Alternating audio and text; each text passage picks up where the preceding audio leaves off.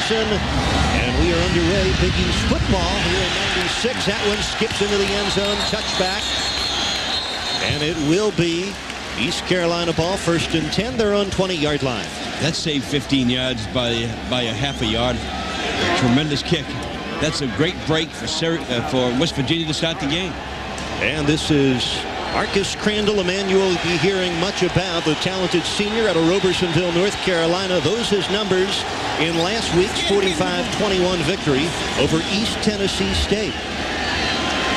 Crandall, a man who has thrown the ball more than 30 times in 12 of East Carolina's last 13 games. They line up in a one-back most of the afternoon, 3 wide out. Finally, the lone setback. Richard Galloway in motion. And Crandall on 1st down wants to go deep just like last year. And this time he overshoots Larry Shannon. A year ago, in the game against West Virginia, Crandall hit Shannon for a 67-yard score on the first play from scrimmage. They tried it again. Scott Harley, he'll ride this guy all day. They like to get it to him 25 to 30 times a game. And Steve Logan said, we'll be happy if he can get 80 yards rushing today. Ron Sudduth, he hasn't allowed just one sack in his entire career at East Carolina. That's 2nd and 10 for the Pirates. Out of a shotgun, Crandall again back to throw. Looking for his man over the middle, incomplete, and a pass interference call. All intended for Troy Smith. He was brought down by the senior co-captain, Charles Emmanuel, out of Indiantown, Florida, who got there just a bit early. And here's how the West Virginia defense will line up. A defense at shutout Pitt allowed 9 points to Western Michigan a week ago. Henry Slay, he's a slugger at defensive tackle. The linebackers, a great group led by the sack man, Canute Curtis. He's a sack away from tying West Virginia's all-time record. And a veteran secondary led by one of the best corners in America when he is healthy, Mike Logan, and he is healthy here in 96. Now the first penalty this afternoon gives it to East Carolina, 1st and 10. They have it their own 33-yard line, opening drive of the football game. And again, Crandall out of a shotgun. 4 wide receivers available to him. 3 to the wide side. Rush coming, and Crandall's got to get rid of it. And ticket was number 42, the sack man, Canute Curtis, coming hard off the right side to hurry the throw by Crandall. On the first 2 passes that he threw, there was definitely pass interference. The first one, they judged that he couldn't catch it. The defensive backfield of West Virginia is really aggressive. And a look back at the pass interference against the sophomore Troy Smith. Oh, here's a nice run by Harley across the 40. Near the 43-yard line, needed 10. And Scott Harley picked up 9 before Van Washington, the free safety, was the first man to get him. As Scott Harley, a punishing north-south runner. Steve Logan, the defensive coordinator, wanted to get him in second longs. He's had 2 of them. He just burst this thing through. Now we're going to get a strength test, I think, with the power outfit in to see if we can stop him on 3rd down and 1. Big play for West Virginia. East Carolina coming in. Shep Sapaniak in, along with Harley in that backfield. This is Harley, and he goes softly into the line of scrimmage and may come up shy on 3rd down and 1. Of course, Pitt has been very tough against the rush. They held Pittsburgh to 27 yards rushing and held Western Michigan to just 24 yards on the ground. The linesman on our side didn't give it to him. It looks like the way they marked it. And they're going to bring out the sticks and measure, but it doesn't look to be nearly enough for the 1st down.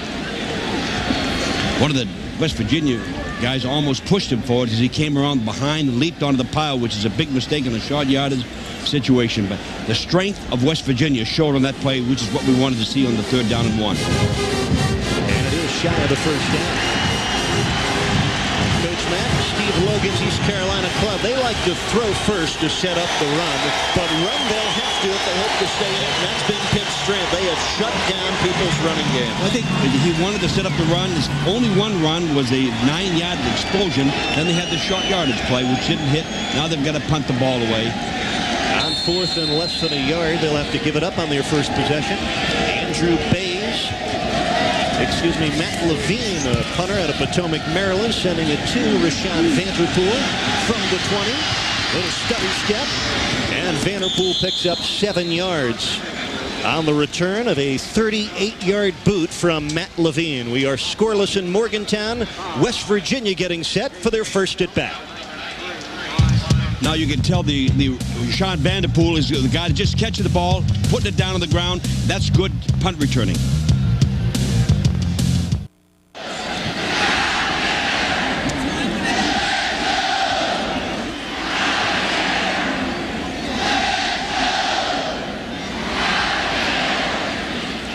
Crispy Wheaties and raisins. Is that it? We welcome you back to Morgantown, West Virginia with the coach Dick McPherson. I'm Eric Reed. Happy to have you along as we kick off our Big East Conference game of the week. West Virginia looking to go 3-0. East Carolina, they are looking to get started at 2-0. As you look at the numbers from senior quarterback Chad Johnston, a third-year starter. Matter of fact, today is his 24th start as a West Virginia quarterback, a heady young man and a hometown guy who dreamed about playing quarterback for the Mountaineers. On 1st and 10 from their own 27-yard line. This is Amos Zaraway.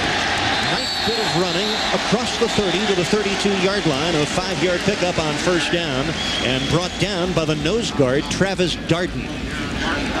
Here's your West Virginia starting lineup, brought to you by Crispy Wheaties and Raisins. Rashawn Vanderpool, one of the all-time great ones to play the split end spot here in Morgantown. Mike Horn back from a season-ending injury a year ago. He anchors the offensive front, a much maligned group last year, and West Virginia feels a much improved group this season. He's certainly saying it enough and takes the heat off the young men playing up front.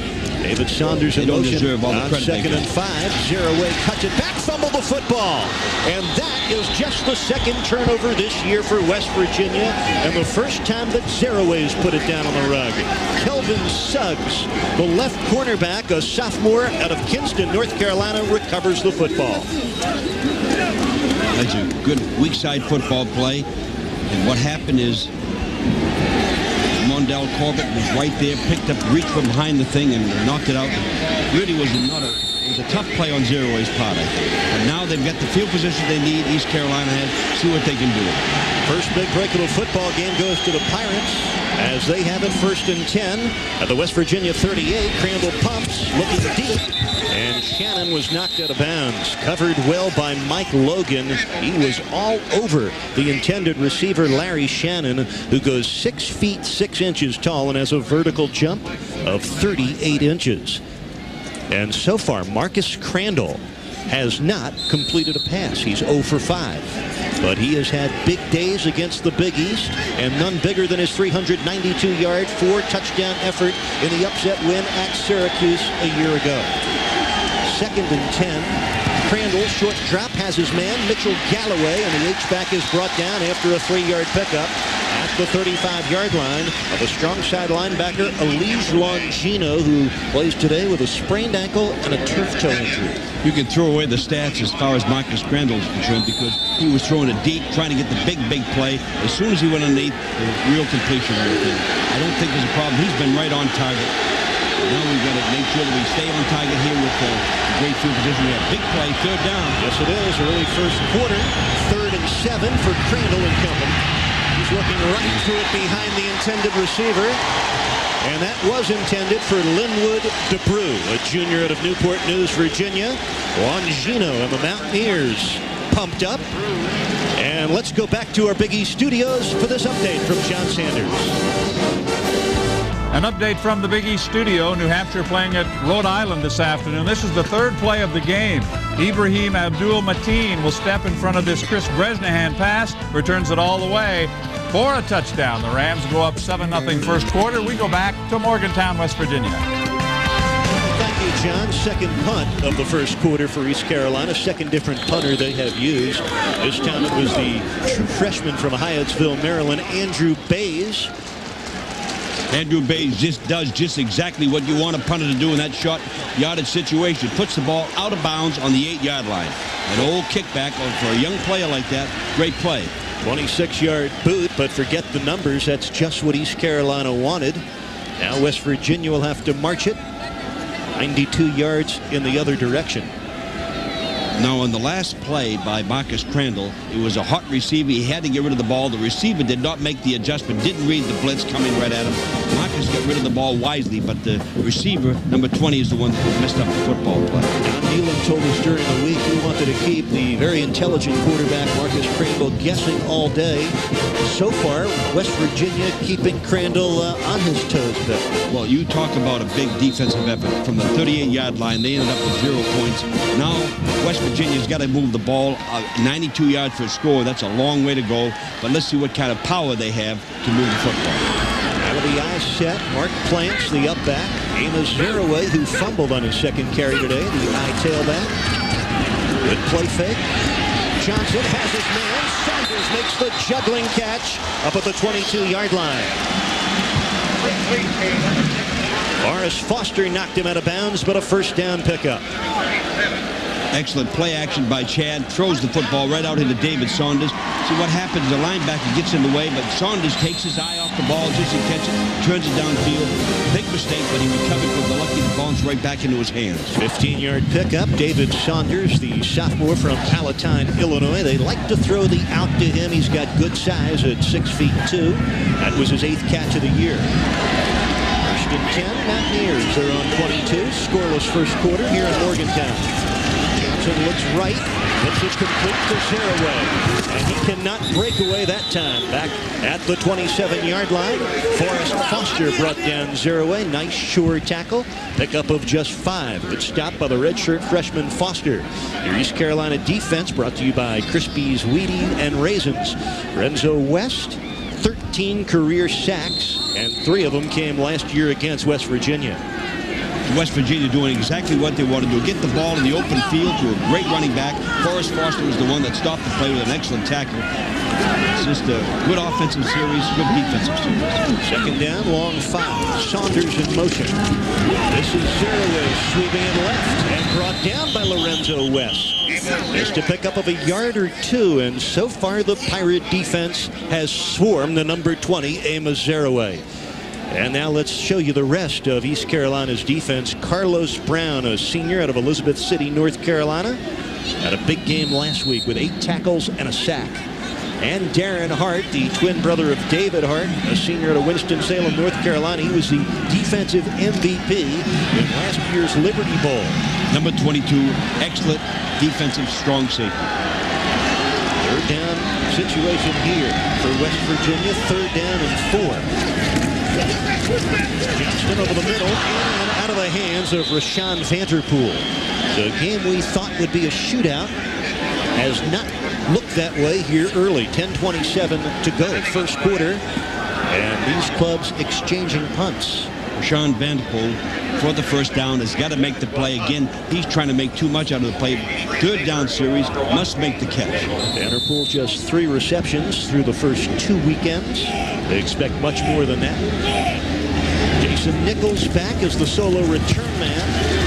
And it's Brian West that hangs it high. But short. Does take a good roll for West Virginian Van Washington. Will down it at the East Carolina 35-yard line. That's a 37-yard punt. Scoreless football game here in Morgantown. 10:16 left here in the first quarter.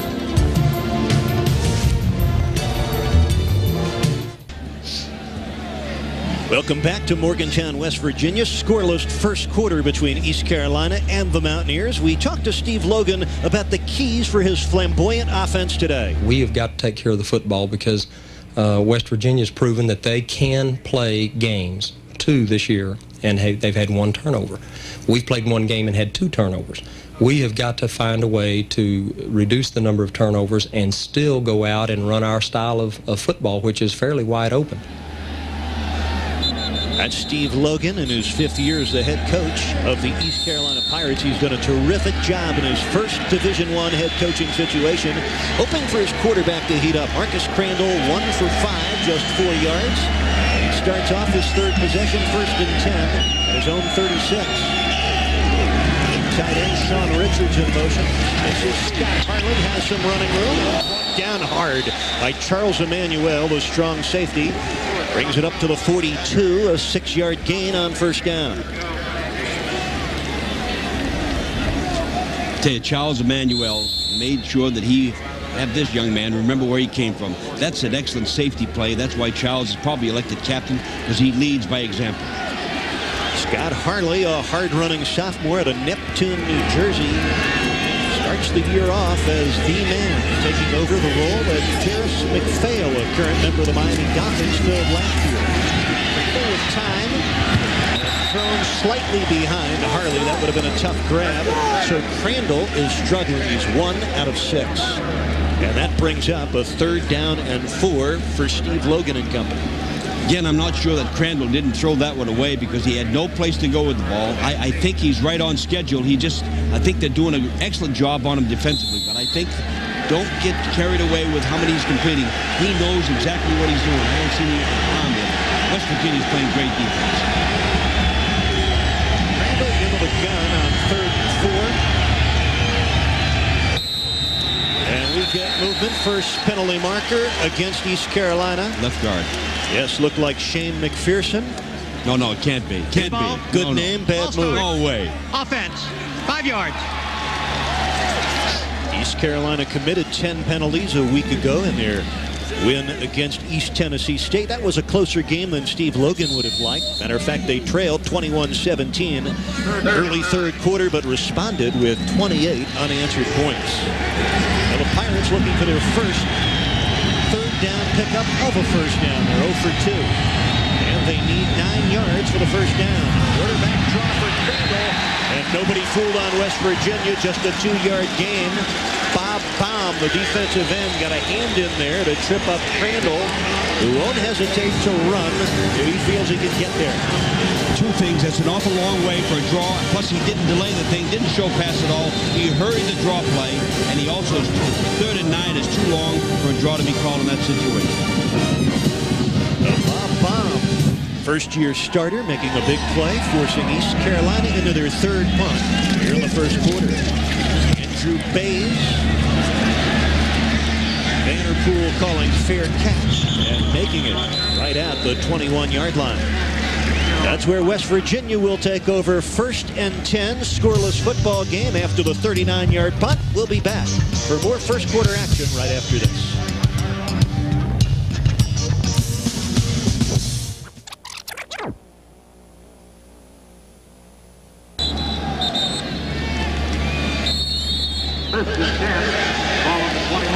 Good afternoon from Morgantown. Eric Reed along with Dick McPherson. These new clubs going through the early rounds, sort of testing one another out. We've had very little offense for either club. 10 West Virginia, they're on 21.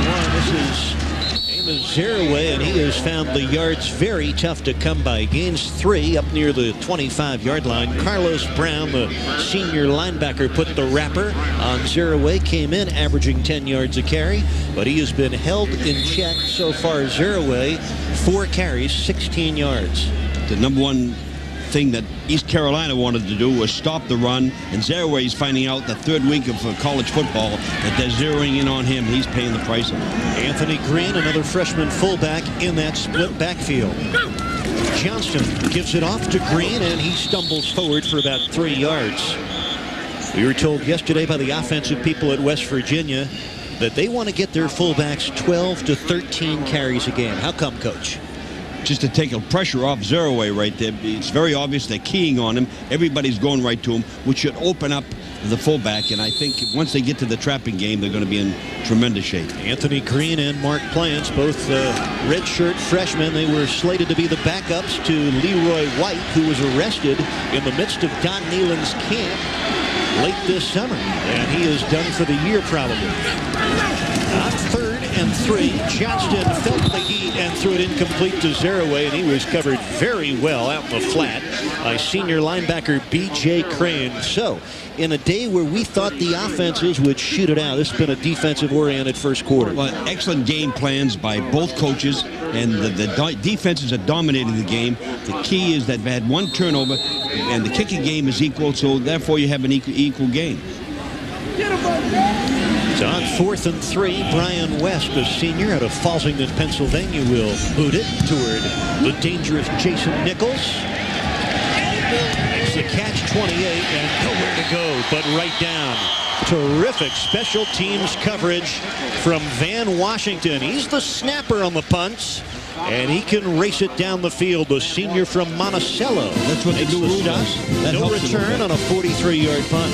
Brian West is a whole different person than 1996. We don't have to sweat every punt that's taken here right now. Excellent coverage by Van and tremendous support by the whole West Virginia special team. 7:22 left, first quarter. Scoreless between the Pirates of East Carolina, the Mountaineers of West Virginia. Marcus Crandall will try to rev it up. He'll ride Scott Harley on first down. And big, strong Scott Harley rumbles to the 32-yard line. That's a 4-yard gain for Bernard Rush, number 91, and Mike Logan, number 23, were able to derail Harley. Of course, Harley is the first power runner in Steve Logan's era at East Carolina. Excellent hit by Bernard. He really laid it to him. Welcome to Division I football, Mr. Harley. Second down and 6. Crandall with time. Moving out of the pocket, first down as he scampers out at the 42. A 10-yard run for Marcus Crandall, one of the things that make him such a difficult player to defend. Very wisely stepped out of bounds and took the first down, knew where he was going. That's the experience that he has that Coach Logan was talking about. Of course, they feel the combination of running and throwing.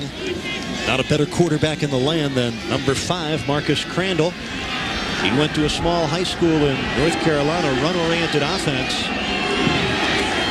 and was a sleeper recruit. Mitchell Galloway went for a 20-yard touchdown run last week, but Charles Emmanuel, the strong safety, darted in there for a negative play for East Carolina. This is a wrong read by the quarterback. He's not getting out on the people. He shouldn't be pitching the ball. He should be taking it to one more man. He served him to the soup. I don't think you'll see much of the option game here this afternoon. Loss of 5. Bernard Russ helped destroy that play. Russ, a rangy linebacker, the boisterous leader of that West Virginia defense. 2nd and 15 now for East Carolina. Crandall again to throw. Has his man to midfield, just shy of a first down. Mike Sellers, a sophomore from Covington, Georgia, with his first catch of the year. He was brought down after a gain of about 13 by Emmanuel. Now again, what happens here, we can't have anybody waiting that long. The play took too long to develop. Made an excellent play for Marcus Crandall. Now we're coming into another situation, 3rd down and 3. But Coach Logan is getting what he wants. Long second down and plays, and he's going to be able to stop him. Now we see what happens here. Crandall's fun to watch. He stays in that pocket and lets it rip. Now can they pick up a first down on 3rd and 2? Crandall still has it. Safety blitz, going deep, and in and out of the hands of the intended receiver. Oh my, that was nearly a big play. J.J. McQueen, a backup tight end, had it and dropped it. Well, you opened the game up by saying the Mississippi Gambler, just a tremendous football player, and he had the pressure right on him. He came right back to the outside and threw an excellent football play. Tremendous defensive play by Van Washington. East Carolina now 0 for 4 on 3rd down. Andrew Bays punting it off on 4th and 3.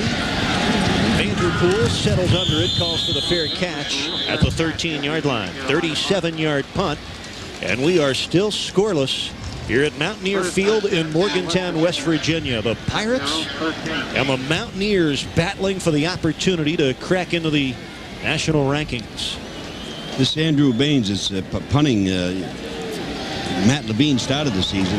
This young man knows what he's doing. He's handling the punting game. Look at the hole that he's put the West Virginia offense in. They've had the ball on the 8-yard line. They've had the ball on the 22 and now back in the 12, 13-yard line. It's a long way to go. Excellent field position defensively by East Carolina. We've already had 6 punts in this first quarter. Chad Johnston on 1st and 10, his own 13-yard line. This is Amos Zeraway. He breaks it across the 20 up to the 25-yard line. A pickup of 12 on first down. Roderick Coleman brought him down. And we talked to Don Nealon yesterday. How good can Amos Zeraway be? The sky's the limit for this guy because he's a young kid. He works hard. He likes to play. And I think as we go along, naturally, he's not going to continue to average 10 yards per carry, but he's still a handful whenever he has the football. That was a 12-yard run for Zeraway. He's got 28 yards, 5 carries. And the Mountaineers have a first down and another try for Zeraway. And that time, he loses yards. Roderick Coleman, who has blossomed into a very special player, according to his head coach, Steve Logan. Sophomore from Philadelphia, broke into the backfield. A loss of 1. Well, he was allowed penetration, and Zeraway had nowhere to go, and he tried to slip. He go back to the inside, so it was an excellent defensive play by Coleman. You impressed with East Carolina's defense so far? Well, I want to see a little bit better field position by West Virginia before I say that. Right now, they have to be a little bit restricted. Both teams are playing excellent defense. I'm impressed with both of them. There are the numbers of a freshman out of Hempstead, New York. Second down, 11. Saunders makes the catch. Saunders up to the 35-yard line. That's a 12-yard pickup, very close to a first down. Saunders brought down by David Hart, and they do move the chains.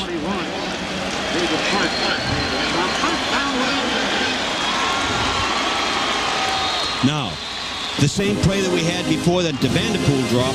Saunders, the West Virginia receivers have got to keep their eye on the football, make sure of the catch, know where they are on the football field, and then dive for the first down. On third down plays, you've got to get the first down and move the chains. They're doing it now. They're in much better position on the 36-yard line. East Carolina knows all about David Saunders. He had 4 catches, 99 yards, and a 50-yard touchdown against the Pirates a year ago.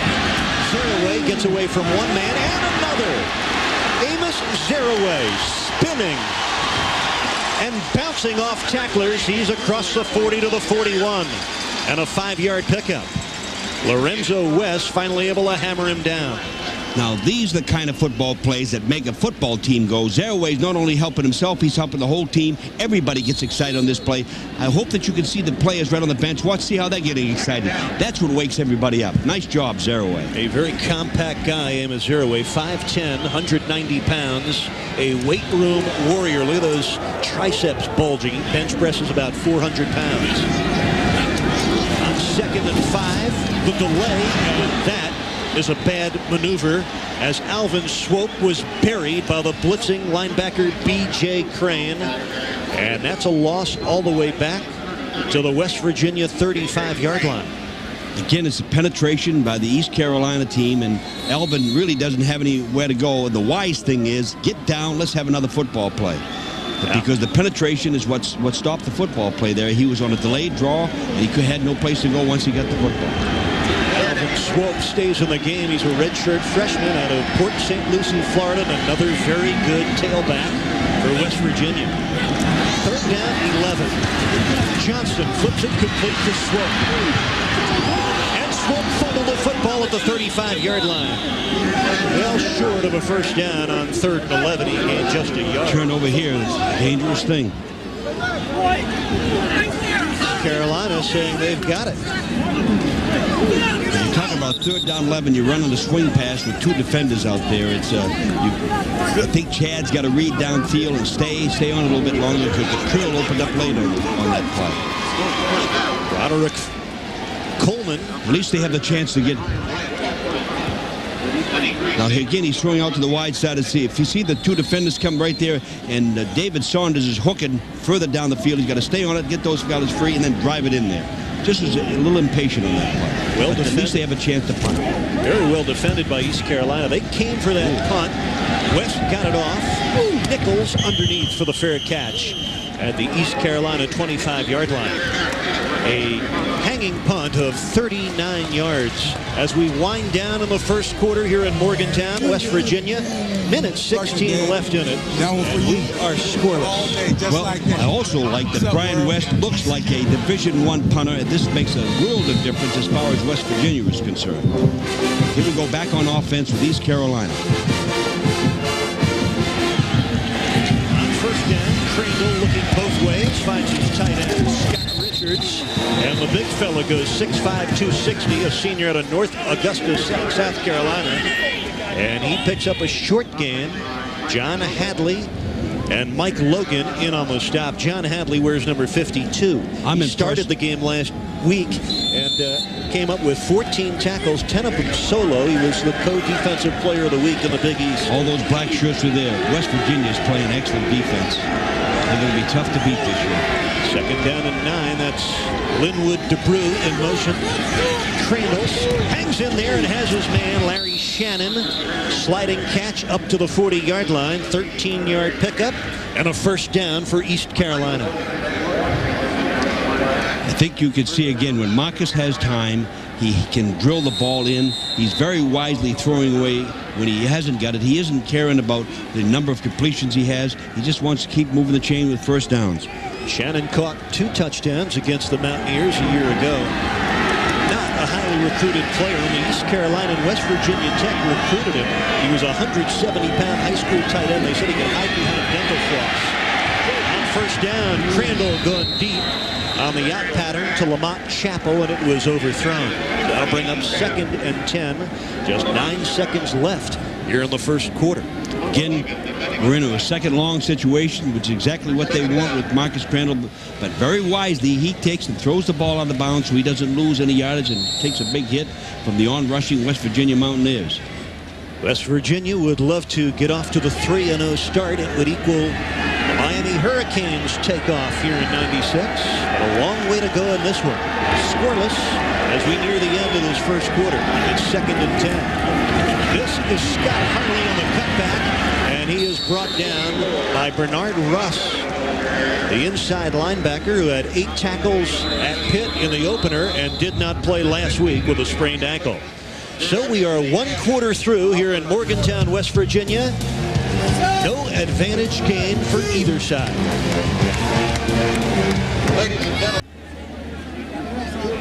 With the coach, Dick McPherson, I'm Eric Reed. We welcome you back. Our Big East Game of the Week opener here in Morgantown, West Virginia, scoreless after a quarter. There is one of the best sack men in college football, Knute Curtis. We call him the Amityville Horror. He's from Amityville, New York. A year ago, 10 sacks. He's 1 sack away from equaling Ronaldo Turnbull's all-time West Virginia record. He's a special player, Dick. Well, the nice thing about it, he just keeps getting better and better and better. And Coach Thielen says that he's right where he wants. A great linebacker right now in his senior year and showing tremendous leadership beside. On 3rd and 7, Crandall fires incomplete, intended for the fullback, Shep Sapaniak. And here is a look at what West Virginia has done with the sacks this year. 15 through their first 2 games. They have not been able to sack Marcus Crandall yet, but Crandall is a tough quarterback to get to. I don't think he's allowing it. He's throwing that ball away. That's where the incompletions come. He's not allowing sacks, throwing it away very wisely. A well-coached offensive unit, well-coached football team, both of them. Well, the first downs have been tough for either club to come by here in this first half. Andrew Bays gets his right foot into that one. A spiraling punt. Vanderpool backpedaling. Did not call for the fair catch, and he was roped down inside his own 10-yard line. Terrific special teams coverage from Tabari Wallace, a junior from New Bern, North Carolina. How about the punt, 49 yards, and the coverage? Well, it's just amazing exactly what Bays is doing with the thing. As a young freshman, he's causing this field position bad for West Virginia all by himself. And I can't wait to see the good field position by West Virginia. See what they've got a long way to go here each and every time. Dick, we've had only 3 first downs combined so far. 2 for West Virginia, 1 for East Carolina. Just underway, second quarter. Chad Johnston has Rashawn Vanderpool in motion. This is Amos Zaraway, who's getting his left ankle taped on the West Virginia sideline during that last defensive possession. Eric, He's able to pick up just a short gain. Marvin Burke, the senior linebacker from Jacksonville, Florida, stopped Zaraway. What I was saying before is that East Carolina had a great opportunity at the 38-yard line with only 38 yards to score. I want to see West Virginia have one of those. Then I'll determine how good the defense is. West Virginia's defense is doing great. East Carolina also. 2nd and 7. This is the fullback, Mark Plants. He pulls his way to the 20-yard line. A pickup of 4 to bring up a 3rd and 3. Let's go back to John Sanders. Here's an update now from the Big East. Virginia Tech at Boston College. The Hokies on the march right here. A good start for Druckenmiller. Sets up, fires over the middle. Brian Jennings gets it into the end zone for the early lead. And they go up 7-0 at Boston College. We take you back to Morgantown.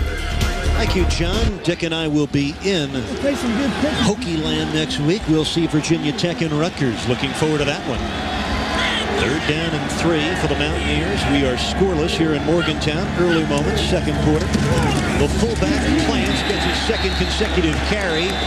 And he picks up the 3rd first down today for the Mountaineers. Lorenzo West in on the stop with Travis Dart. Mark Plants, a pre-med student. Great young man, not playing like a freshman and doing a very nice job as a blocker. Coach Logan was telling, actually Coach Nealon was telling us both his fullbacks too young to even be nervous. They don't know me about that. Simple. Excellent call, quick count. Caught him a little bit off guard for the first down. From their own 24, Johnston wants to throw it. On the out, he has David Sanders. And Saunders wasn't content with just the first down. He wanted to turn it up on Forrest Foster. They pick up 13 yards. The favorite pattern for David Saunders on the out. First down. Tremendous execution. Sanders is now he's playing like a sophomore, sees he can't go anywhere, takes the ball out of bounds and doesn't get reckless with it, takes the move the change, first down. Chad Johnson, by the way, is playing real nice, calm, confident football also. Saunders already with 3 catches, 41 yards. He extends his consecutive game receiving streak to a 12th game. 0 way up the middle. And he is tattooed at the 41-yard line. You know, they talk about the Hart brothers. The Hart brothers. Look at the first quarter stats here. Not much for either side. And the score indicates it. We figured there was going to be a defensive battle. They're each feeling each other out, but I guarantee you this thing will open up in this quarter and in the second half with some scores, because both teams offensively are just feeling each other out now and knowing where they're going. By the way, Amos Zeraway, first West Virginia back to gain over 100 yards in each of his first 2 games, has 40 yards and 9 carries so far. On 2nd down and 5, Saunders makes the catch. First down, Mountaineers. David Saunders having a big-time first half. That's his 4th reception. We're getting a tremendous execution here. Look how everybody's backed off. David Saunders is sitting here all alone by himself. Should just take off down the football field. He does it. He starts officiating. Look down where his feet are. Let the official call that. Move the ball down the field for a little bit more yardage. Stay on the sideline. Doc Holliday's there coaching him up. He recruited him, and excellent prospect. He's out of Illinois, isn't he? Yes, he is. Holliday, wide receiver coach, been here in Morgantown 22 years as a coach. He also played here in West Virginia. On 1st and 10, West Virginia's first trip into East Carolina territory. Zeraway trying to dance free. Picks up about 3 yards. The Hart brothers. They were both there around Amos Zeraway. David and Darren Hart, twin brothers out of Winston-Salem, North Carolina. They both wanted to attend school together. East Carolina, the only institution that offered both Hart brothers scholarships, and they have both been 4-year starters. 22, 21. I wonder if the 21 guy was the first one born. Probably that's the way it is. Both of them, 22 especially at strong safety. 21 can unload a real hit from the free safety. 2nd and 7. Vanderpool, the man in motion. Zeraway up the middle, and he is taken down by Carlos Brown, who broke the play up. Of course, every time Zeraway touches it, he's got the potential to run right to the house. But so far, his longest gain today, not a real big gainer. Longest gain this afternoon for Amos, 12 yards. Zeraway is a little bit more tentative. I think he can't really read what East Carolina is doing. When he explodes a little bit more, he'll make bigger gains with the thing. Too slow hitting the hole. Big play here. West Virginia's deepest penetration into East Carolina territory. And Mondell Corbett jumped off sides on 3rd and 5. That's moving the chains the easy way. That's a coach's nightmare. Defensive coordinator's nightmare. You're giving them a first down. And with the cadence, he just was not patient with the thing at all. It wasn't a play on his part. Just too anxious. Encroachment. Defense.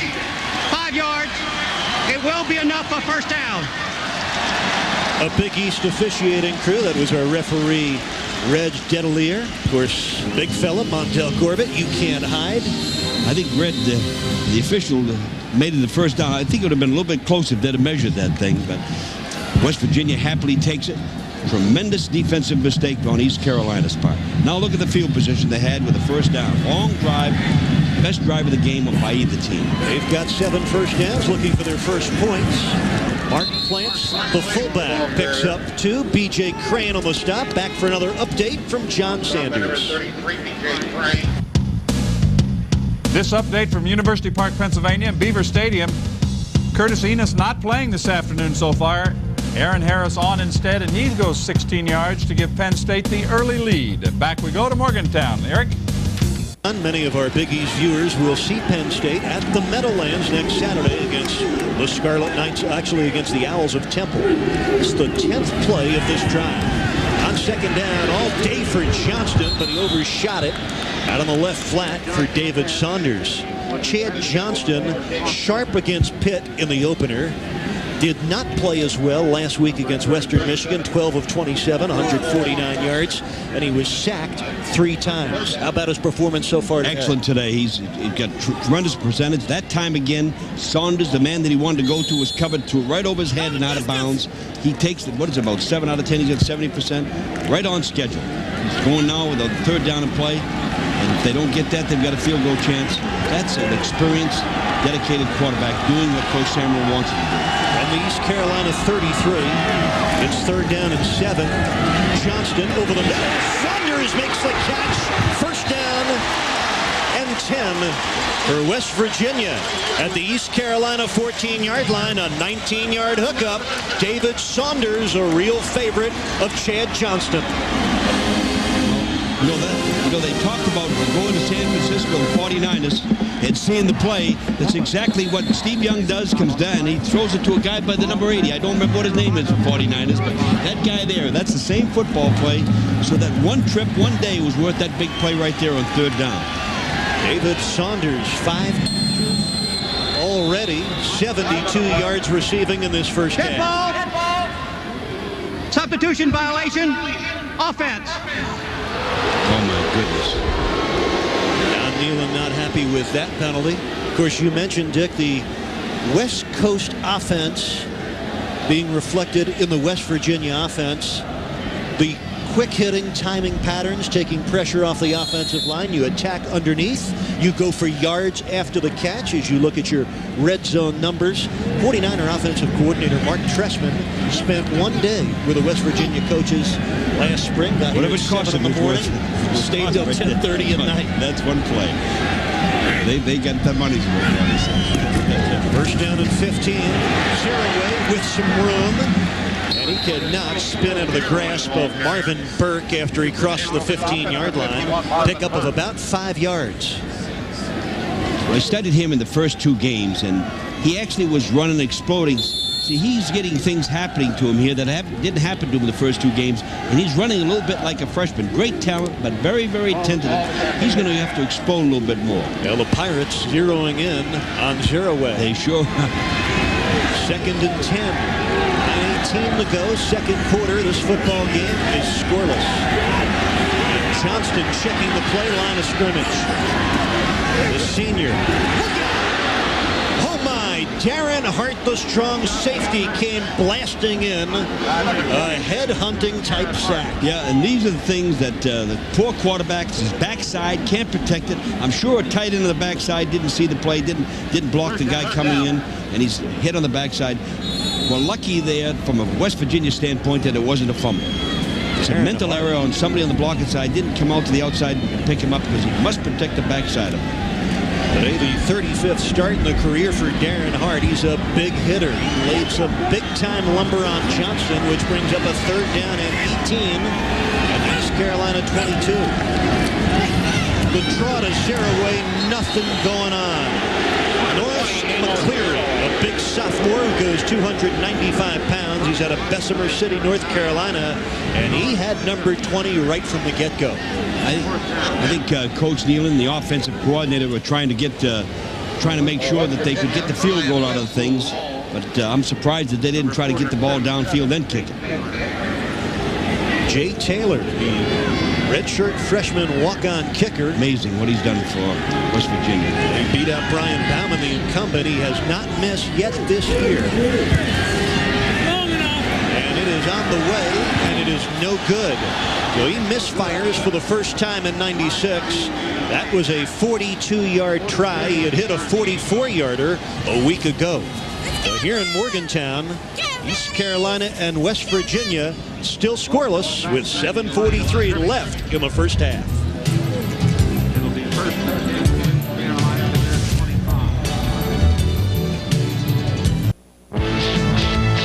Today's Big East telecast is brought to you by Discus Athletic Activewear. Discus Athletic, the one thing to wear for every sport.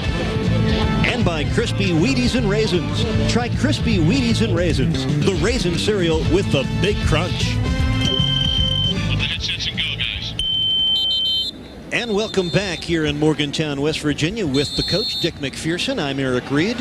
East Carolina just 3 first downs so far. 7:43 left in the first half. And Marcus Crandall will try again. Crandall so far today, 4 for 12, just 30 yards. He'll run it this time and scoot his way to the 33-yard line.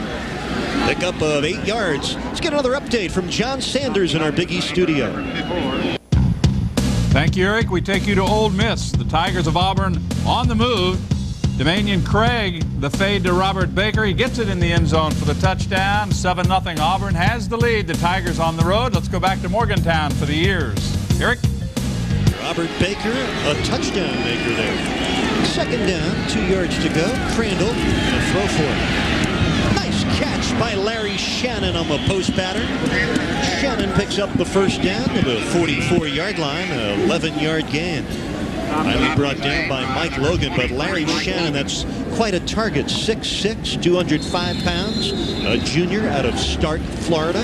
Tough cover for a good cover man in Mike Logan. So the 4th first down pickup this afternoon for East Carolina. They go 1st and 10, their own 44. Crandall out of the gun. This is Harley, inside give. Nice running room. He gains 6 up to midfield before running into senior Elige Longino from Cleveland. Again, from the shotgun, excellent play. No penetration by West Virginia, which is what happened when East Carolina penetrated on West Virginia from the offensive standpoint. That makes the good draw play, puts them right on schedule with a nice second down situation. 2nd and 5. Harley tripped up line of scrimmage. This time he gets just a yard. The strength for Harley is his power, but he was unable to escape the grasp of Henry Slay. Henry made a nice penetrating move on the thing, and teed off on him and took the legs right off from under. He had a big game last year against the Pirates. Did Henry Slay, a second-year starter, 7 tackles, couple of forced fumbles, and 1 recovered fumble. Closest thing we've had to points, the 42-yard field goal miss from Jay Taylor, and the big defensive stop by Darren Hart on the safety blitz to force the longer field goal. 3rd and 3 for Crandall. Back down, Crandall caught it. And Crandall picks up the first down. Heads up for the senior quarterback who caught the batted ball and turned it into a Pirate first down. Well, that's a play and a half, and so disheartening for a West Virginia team that makes a big play, and then a big play guy turns it into a first down and keeps excellent field position. John Thornton got his big arms up there to bat it down. And how about the heads up by Crandall? Another first down. This is their deepest charge into West Virginia territory at the Mountaineer 45. Harley coming right, tripping away from Canute Curtis. He is a bulldozer type back. He gets to the West Virginia 42, a 4-yard gain. Canute still makes the play. Canute still makes the play, slows the man down to allow the pursuit to get there. And you can tell by the play of the offensive lineman, he's upset because he couldn't move Canute out of the way to make the box. Canute Curtis shaved his head yesterday prior to West Virginia's practice. 2nd down, 7. Crandall going deep for Troy Smith. And just just overthrown. Troy Smith had put about a yard or two between he and Perlo Bastine, the redshirt freshman cornerback. I tell you, Perlo, all the defensive backs from West Virginia are really challenging the receivers from East Carolina. And it's almost to the point of interference. And nothing for Marcus to read at all. Now, third down efficiency has not been good for the Pirates. They are just 1 of 6, changing third downs to first down. And whistle stop it as Crandall went to throw.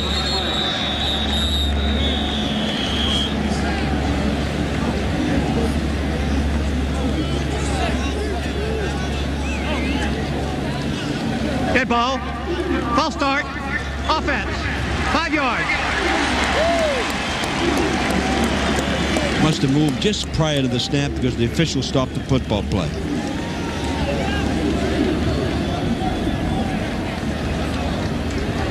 Please reset the clock to read 4:37.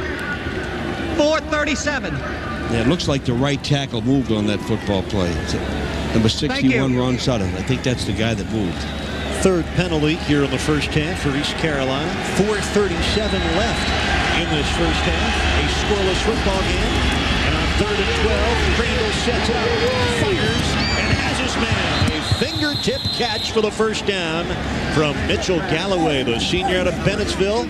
South Carolina gains 21 yards. You know, again, across it pattern, the same thing that you saw from a different look, but he's again across it pattern against the thing that settles right in.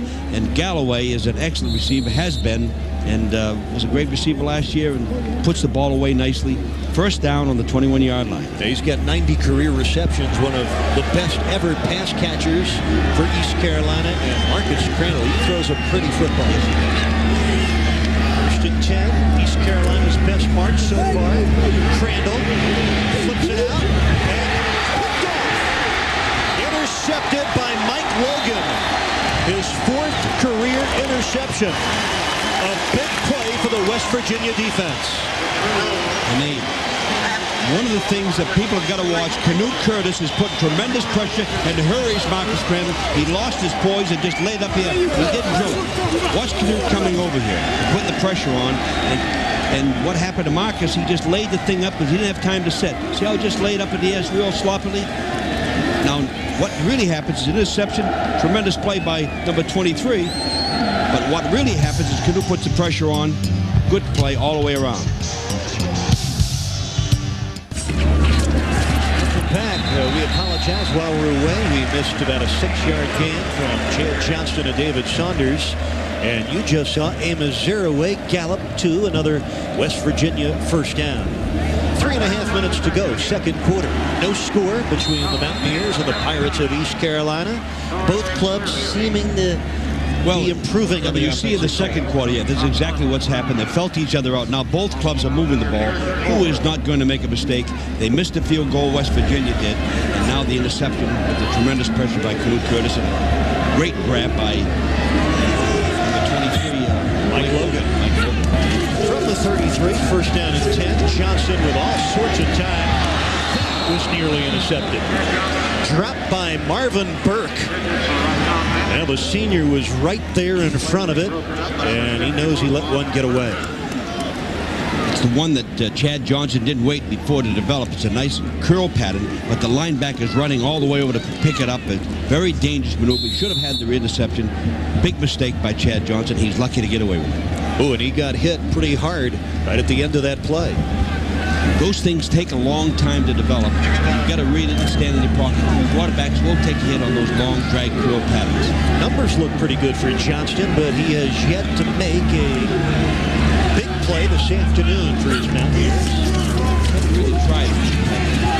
Looking down to his tight end, Chad Wable. Catch and gets tattooed by Carlos Brown, the linebacker. And Hart, the strong safety. Short pickup, and that'll bring up a third down and 6. East Carolina says you got to have heart, and they certainly do. It's excellent defense. Watch how the corner comes back to the inside, and the safety's right there to take him on. Darren Hart, a strong safety, knocked the football away from the junior Chad Wable. And a back up the last 2 years to Lovett. Purnell, his turn to start this year. Down in 6. Their own 38-yard line. West Virginia has been predominantly an I-back team, but they go out of split backs more this year. This is Wavell again. Gets away from Kendrick Phillips, and then is sawed down at the 38-yard line. No gain. Again, Carlos Brown, the rangy linebacker, able to bring down the tight end. You have to wait a little longer for those plays to develop, but you can't get it off to the tight end that easy because he's got to make it 6 or 7 yards with the football play. Can't make it on the line of scrimmage throw. Another punt upcoming for Brian West. They pressured last time, almost got it. Better protection by West Virginia. Jason Nichols back in solo safety formation. He'll let this one bounce on a short boot. And it finally stops just outside the 21-yard line. 40-yard punt, no return, and hard to believe we are still scoreless here in Morgantown. And West Virginia's got to work about protection on the punts. They're in trouble. Pretty afternoon. Temperatures in the high 60s here in Morgantown, West Virginia, and this one's been easy to recap. 8 punts between these two clubs. Each side has a turnover, 1 missed field goal on the West Virginia side. Well, Discus Athletics salutes the superior performances of these student athletes on and off the field.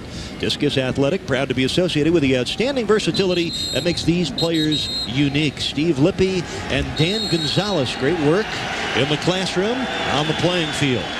With Dick McPherson, Eric Reed, happy to have you along. Our first of many Big East Conference games of the week. Well, this is the give on first down, the Scott Harley. Little delay action. Harley across the 25 to the 26-yard line. That's about a 6-yard gain. Canute Curtis on the stop.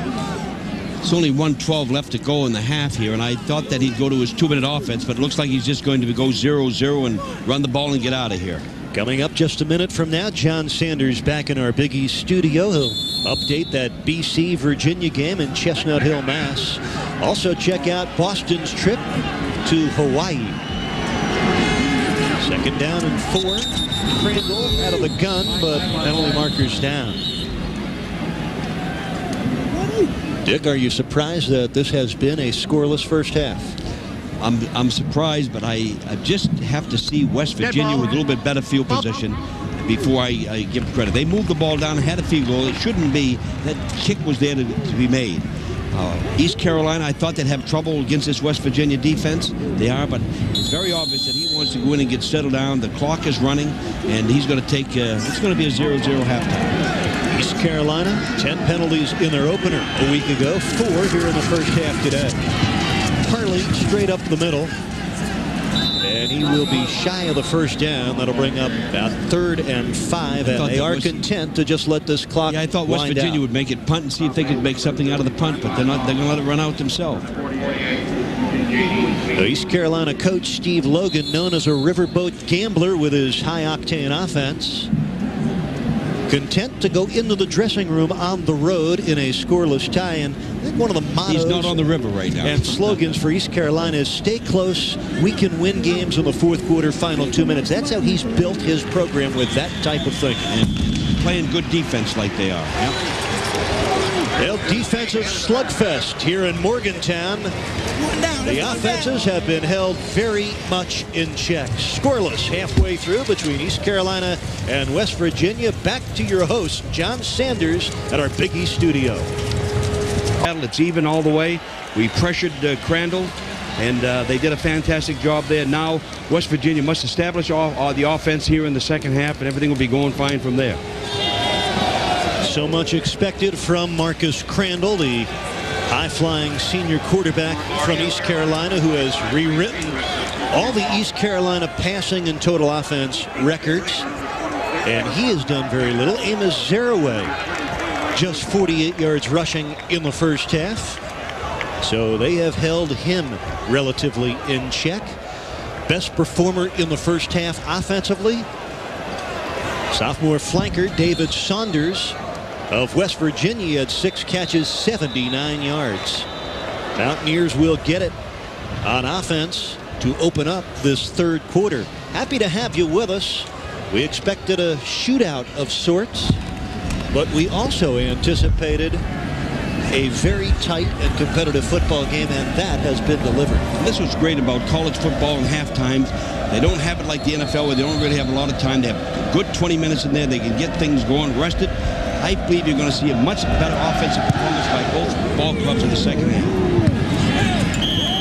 Brantley Rivers kicking off, and Rivers' boot sails out of bounds, and that's your penalty marker. Well, the big thing in college football, the ball comes out to the 35, so that is a big penalty.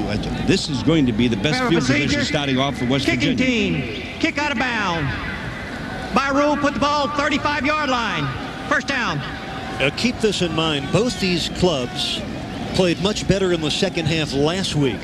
West Virginia led Western Michigan 10-7 at half, wound up winning 34-9. Meanwhile, East Carolina against East Tennessee State, the Pirates were down 21-17 early third quarter and responded with 28 unanswered points. So maybe fireworks still to come.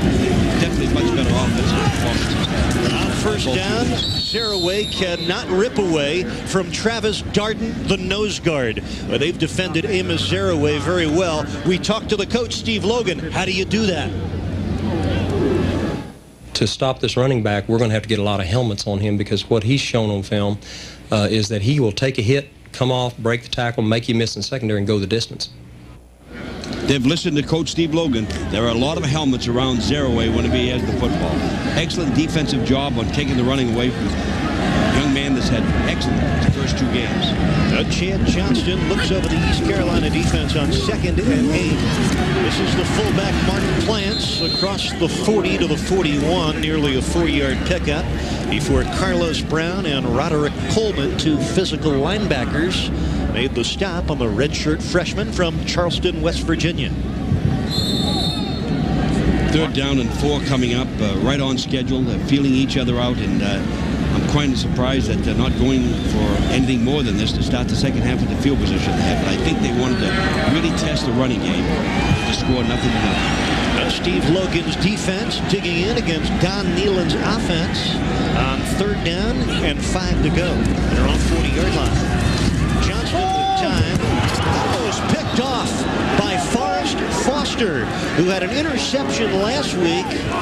And if Forrest would have picked that one off, he'd have had the end zone in front of him. Well, they had everybody coming in real tight coverage, and really David Saunders really didn't run the man off far enough. He just got over the first down and get set up too much and help the defensive man be there. Didn't help his quarterback in that football play. Now again, we've got to get another punt out of West Virginia. Excellent coverage by Forrest Foster. He's a redshirt freshman from Clemson, South Carolina, who took over for Dwight Henry, a starter in 30 games for East Carolina, but he was lost for the season with a knee injury. Nice punt taken by Perez Madison on the fair catch, 41-yard boot, and we are still scoreless. Nothing but goose eggs here in Morgantown. Jason Nichols again, nice, read the thing, took it away nice. Back in Morgantown, West Virginia with the coach, Dick McPherson. I'm Eric Reed. Donuts on the board for both clubs. You know, Don Nealon's defense has been dominant through the first 2 weeks. Dick McPherson asked him about it. We do think we have a good defense, Mac, and I think we have some good players. There's no question we have at least 11 or 12 good players on our defense. Now, all 12 of them don't play at the same time, but offensively, we don't have that many players. Defensively, our kids run well. I think that we're schemed well, and I think if we're going to have any chance today, we're going to have to play very, very well on defense. And so far, they have. 13:26 left, third quarter. Carolina trying to break this scoreless tie. 1st and 10. They're on 19-yard line. Over the middle has his man, Larry Shannon. Picks up 11 as a first down. Brought down immediately by Mike Logan, who made the biggest defensive play for West Virginia in the first half with an interception deep in his end. You know, Galloway goes across, it clears that out, and the inside slant, very, very difficult play all the way. Great timing by East Carolina. Crandall now 8 of 18, 71 yards. Virgil Galloway in motion. Crandall again, looking deep, stepping up, he'll go and slide down down after a pickup of just 3, maybe 4 yards. John Hadley, the junior out of Delray Beach, Florida, made the stop. And Dick, the West Virginia defensive coaches love John Hadley, number 52. They say right now he's playing cold turkey. Very little experience as a junior college transfer, but tons of ability. He's played a lot of football and was an outstanding junior college football player. They didn't think he could assimilate so well in the defense. That's what they're pleased about. Second down, 7 to go. Crandall, moving pocket, squares the shoulders, and fires incomplete to Linwood DeBrew. The junior flanker tried to catch it, but came in on the one hop. I see some frustration here on the East Carolina part. Crandall was ready to throw it deep when they broke the pattern on the second down. Now on the third down, he hurried to throw himself. This is the worst efficiency that I've seen by the East Carolina as they come out in the second half. Marcus Crandall has not lived up to the expectations today, but give credit to West Virginia's fast and physical defense. 3rd and 7. Deep drop for Crandall, forced out of the pocket by Longino, and incomplete. Bounced out of the hands of Jason Nichols, who is still looking for his first reception of the season. Longino did great pressure there, and you could feel that Marcus was running over here trying to hurry the throw, feeling it was behind him. So you've got to credit the West Virginia defense in putting some hesitation in the whole East Carolina offense as we get started the second half. Both had a series, both had to punt the ball away. We're getting to know these punters awfully well. Andrew Bays, the freshman. Line drive spiral, settling to Vanderpool on the run at the 26. And he is roped down at the 32, so a 6-yard return on a 41-yard punt. Dan Gonzalez, the backup quarterback, made the special teams hit on Vanderpool. So the defensive struggle continues here in Morgantown, West Virginia. Still looking for our first score on the board today. And West Virginia, when we come back, is going to have a good field position again, 32-yard line.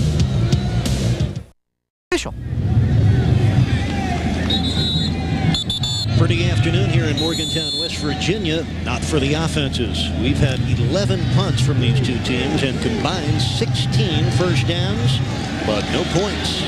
Early moments, third quarter with the coach, Dick McPherson. I'm Eric Reed, Chad Johnston, and the Mountaineers get to go at it again. This is the freshman, Amos Saraway. Little running room for Amos that time, and he grabs 11 yards out of it. Number 21, David Hart, the free safety. The linebacker, Marvin Burke, also there to help, but that time Saraway sweeping with success. He's got to keep giving them the football and pound the thing out the way they are, but you must remember that Paul Jett, the defensive coordinator, Steve Logan, says we want to stop the run, and they've done a great job of it.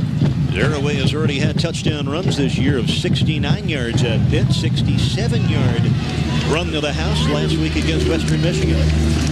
First down, the fullback, Mark Plants, straight ahead. He gets 5 tough yards up near the 47-yard line. They're trying to keep that East Carolina defense off balance by giving it to the fullback. Ondell Corbett, who forced a fumble in the first half, brought down the fullback. And you wonder how Steve Logan feels about this one. He's used to playing wide open, high-scoring games. And he knows he's into one. He knows he just can't make a mistake. 0-0. They're both playing it that way. There's no riverboat gambler that you talked about in this one. You can't throw the ball game away. They're playing straight up. The one that makes the big play is going to win this game as it looks in the third quarter. Chad Johnston, he's a student of the game. He loves to watch film. He's playing pretty well today, and that one juggled and dropped. Now the freshman Mark Plants. Burke and the other outside linebacker Matt Semenza in on the coverage. That's just a drop football. And that brings up a 3rd down and 6 for the Mountaineers with just under 11 minutes left in the third quarter. Steve Logan noted for his proficiency as an offensive coach, but his defense has improved every year. Well, that's the thing he had to do, is improve his defense because he knows he's good on offense, did a good job. You should have seen Chad Wable, the tight end. He was wide open coming across. He thought the ball was coming in. Really frustrated. The eye set, 3rd down and 6. Saraway, the tailback. Johnston steps up. Incomplete. Intended for his favorite target, David Saunders. Saunders with 6 catches in the first half. Unable to come up with a third down grab. So instead of moving the chains, the offense moves to the bench. Yeah, but you see Chad threw a bootleg behind the receiver, which made the receiver look bad, and then he hurries the throw to David Saunders out here. So this series is the quarterback's fault, not the East Carolina defense. Well, you mentioned frustration on East Carolina's offense. You saw some of it here for West Virginia's offense. Oh, block punt! Big play for East Carolina. I believe it was Forrest Foster that blocked the punt for the Pirates. He's the man that almost had the interception a couple of series ago, and that's a huge play in a scoreless football game. Same hole that we talked about the first half. They laid off the thing twice, and now the second punt of the second half, they came right at it, and he laid out well. A great execution by East Carolina. The big play in the game. This is the big play of the game after the fumble by Zeraway in the first half. Here they have the ball on the 30-yard line. Now the West Virginia defense is going to be tested really again. West Virginia. There's life everywhere now. West Virginia had a punt blocked on them last week. Again this week, Don Nealon said he worried about his kicking game. He's got something to worry about. 1st and 10 for the Pirates at the Mountaineer 30. Crandall wants 6. Going for it. And just out of the reach of the H-back Mitchell Galloway on the flag pattern to the end zone. That time, Marcus Crandall looking to strike big. That'll be 2nd and 10. We are scoreless. 10:37 left in the third quarter. They have Galloway going down for the football, but when you have somebody that plays such great defense, like Emmanuel does, it really helps. 2nd and 10. Split backs for Marcus Crandall. Good protection. Going deep again, and that's way overthrown. And that time he had to throw it away because the Amityville Horror, Canute Curtis, the senior from Amityville, New York, putting big-time heat on Marcus Crandall. This is, again, a great play by the quarterback. Get rid of the football because Canute's coming right down at you. Now it becomes 3rd down and 10. This is where East Carolina's got to shine. That's twice now they've been down there in scoring range, and West Virginia's answered the call. 3rd down, big play. Blitz coming. Crandall steps up for the end zone. Incomplete. Intended for Lamont Chappell. He ran into a logjam. Bookend defense from Van Washington and Charles Emmanuel. I'll tell you, Steve Logan comes after Marcus Crandall, man-to-man defense, 2nd and 3rd down, and really got a lot of pressure on Marcus. Marcus throws the ball, but really not on target. And even though there's bumping downfield, the official makes a good call that's allowed in college ball when it's not anywhere near being accepted. Chad Holcomb, who won last year's game with a field goal, will try this one from 47 yards out.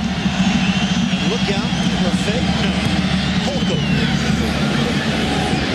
breaks the tie. Right down the middle.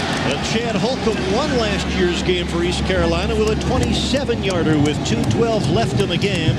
And here in the third quarter with 10:17 left, Holcomb's 47-yard boot, our first points of the afternoon. Well, again, the West Virginia defense did what they could do. They kept it right there for the long kick, and you can't ask any more. The punt block. Nothing, and we finally have some points down there in Morgantown. Way to go, boys. Thanks, John. Welcome back to Morgantown, West Virginia. Biggest play in this football game, the blocked West Virginia punt by redshirt freshman Forrest Foster, just his 2nd game as a college player, his 2nd start, and his block on the punt resulted in Chad Holcomb's 47-yard field goal. You can't give a lot of credit to him because it's a protection problem they've had all day. They're going to have to get that taken care of. The key is the field goal kicker put it through. They've had the ball on the 30 and got a field goal on the 38. They got nothing out of it. They had to punt. Brantley Rivers hits it end over end. And this will be Rashawn Vanderpool. Met at the 15, bounced away, and has to run out. Good special teams coverage for East Carolina. Very little room for Rashawn Vanderpool. And now West Virginia has to play comeback football. They're trailing 3-0 with just over 10 minutes left in the third quarter. As you look at the young and talented coach of the East Carolina Pirates. He smells blood. He's going after it. How about what Steve Logan has done at East Carolina? Take a look at that, huh? As Steve Logan, just 43 years old, a native of Lawton, Oklahoma. This is his first head coaching job for 2 years. He was the offensive coordinator for Bill Lewis at East Carolina before taking over when Lewis went to Georgia Tech. Amos Saraway on first down, able to burst free. Picks up about 13 yards and a first down, brought down by David Hart. Now, as this game opened, we talked West Virginia wanted to get East Carolina in second long. They've done it all day. They wanted to pressure Crandall receivers. They've done that outstandingly. They wanted to establish their offense. This is what they've got to do in this drive to answer the call of the score. They haven't established their offense any time today. Here's what they've got to get it done. Pickup of 13 for Saraway. Famous Amos with 74 yards, 18 tries. This is the fullback Plants. No business there. Lorenzo West made a big stop on the play. West, number 45, one of Steve Logan's first recruits at East Carolina. He's one of the fifth-year seniors that really built the foundation of this East Carolina program. And the nice thing about it is that Steve Logan knows it and gives the young man credit for it. And that builds a leadership in your senior group. And it's fun to watch a program, and I know the people in Greenville, North Carolina, down there in western, that beautiful country right there on the shore. I know they're proud of what's happening in East Carolina under Steve Logan. Well, Steve Logan talks so proudly of the tobacco fields and the football interest in Greenville. On second and 8, Johnston on a short flip. First down pickup for the fullback Plants. Gains about 12 before Darren Hart pops him out of bounds. But a nice catch for the freshman Plants. And Darren Hart shaken up.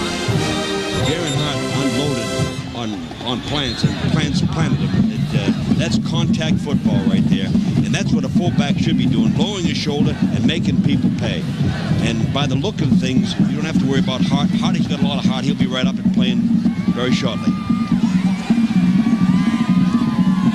Well, check this out. You'll hear and see the action.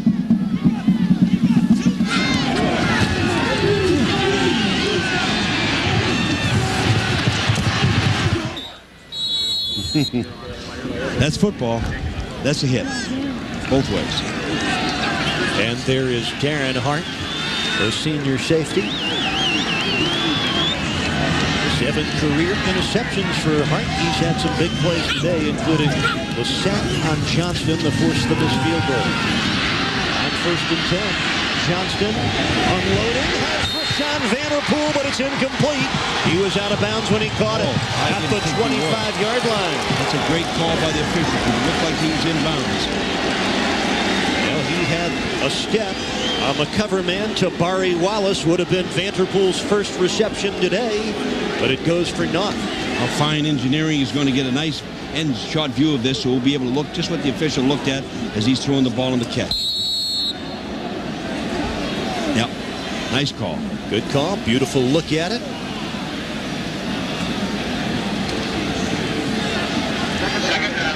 Oh, he looked like he did get a foot, maybe 2 inbounds. That won't go over big in West Virginia. Away on second and 10, gets about 7 up near midfield. Kendrick Phillips, number 40, and David Hart, number 21. But Amos Saraway starting to get in a groove every time he touches it. 7, 8, 9 yards. They're all moving it right now. And let me say this about the out-of-bounds thing. This was on the West Virginia bench down here. You didn't see them complaining too much, so I think it had to be out of bounds. That's, as soon as he made the call, you didn't see too much of a complaint. That usually means that he was out of bounds, regardless of what we see on the film. I think it's going to show eventually that he was out of bounds. On the way, Saraway, 81 yards, 19 carries. But they choose the fullback, Mark Plants, and on 3rd and 3, he gets less than a yard. Mondell Corbett wrapped him up, brought him down, and this not going over well in Morgantown. Another punt for the Mountaineers, trailing 3-0. They will give the football back to East Carolina. Very wisely. Very wisely. They made that call earlier on 3rd down and 2 and made an excellent play. I even commented what a great call it was. You can't turn around now and call it a bad call. It just didn't work. Wisely punt. West handled the snap on one bounce, and Jason Nichols makes the fair catch at the 18-yard line. So no return, a 32-yard punt, and a 3-0 lead for East Carolina. Let's find out what else is going on in college football. John Sanders has it for you at our Big East studio. And we're going to take you to Ole Miss. The Rebels quarterback Paul Head with a pass right through the hands of his intended receiver. And for the Tigers, it's Jason Bray, number 4. He'll take it all the way in for the touchdown.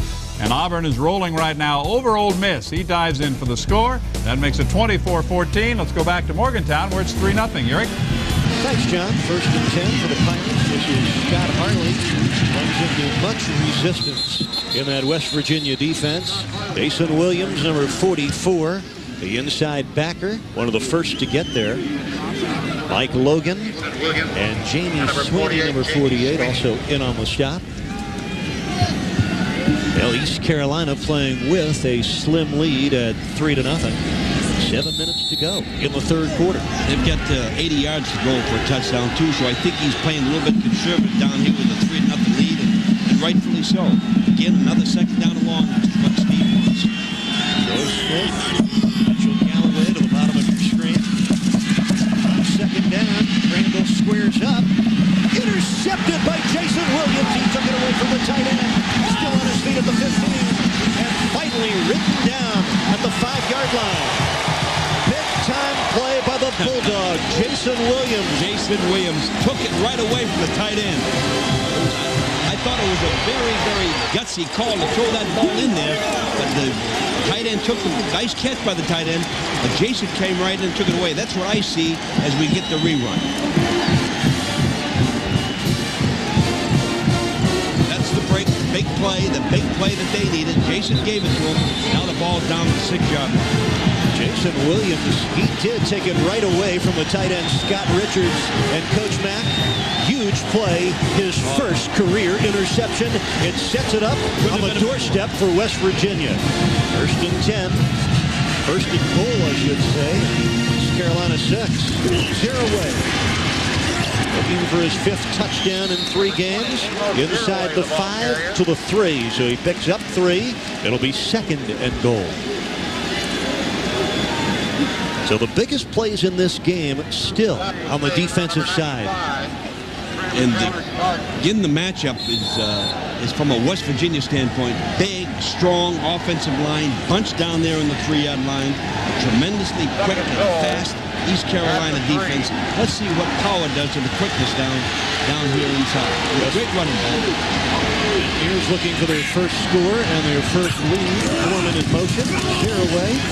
Not much, if anything. Turn back at the 5-yard line, maybe getting back to the line of scrimmage, which was the 4. Carlos Brown put a hat right into the numbers of 0 away. Watch the defensive effort. Watch the penetration by him. There's really no place for 0 away to run. Very wisely puts 2 hands on the football and maintains it. Now 3rd and 4, and Chan Johnson's going to come into the picture. Now here's where Chan wants to play on Sundays. Do it on Saturday for us. This is right here in West Virginia. 3rd down and goal to go. In motion. And as Johnston wound up, we get penalty flags. Flag on the play. Wow.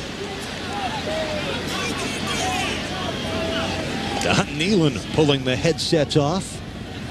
And a timeout. So no flags, just a whistle to stop it. East Carolina taking the break with 5 minutes, 10 seconds left in this 3rd quarter. A 3-0 lead for East Carolina.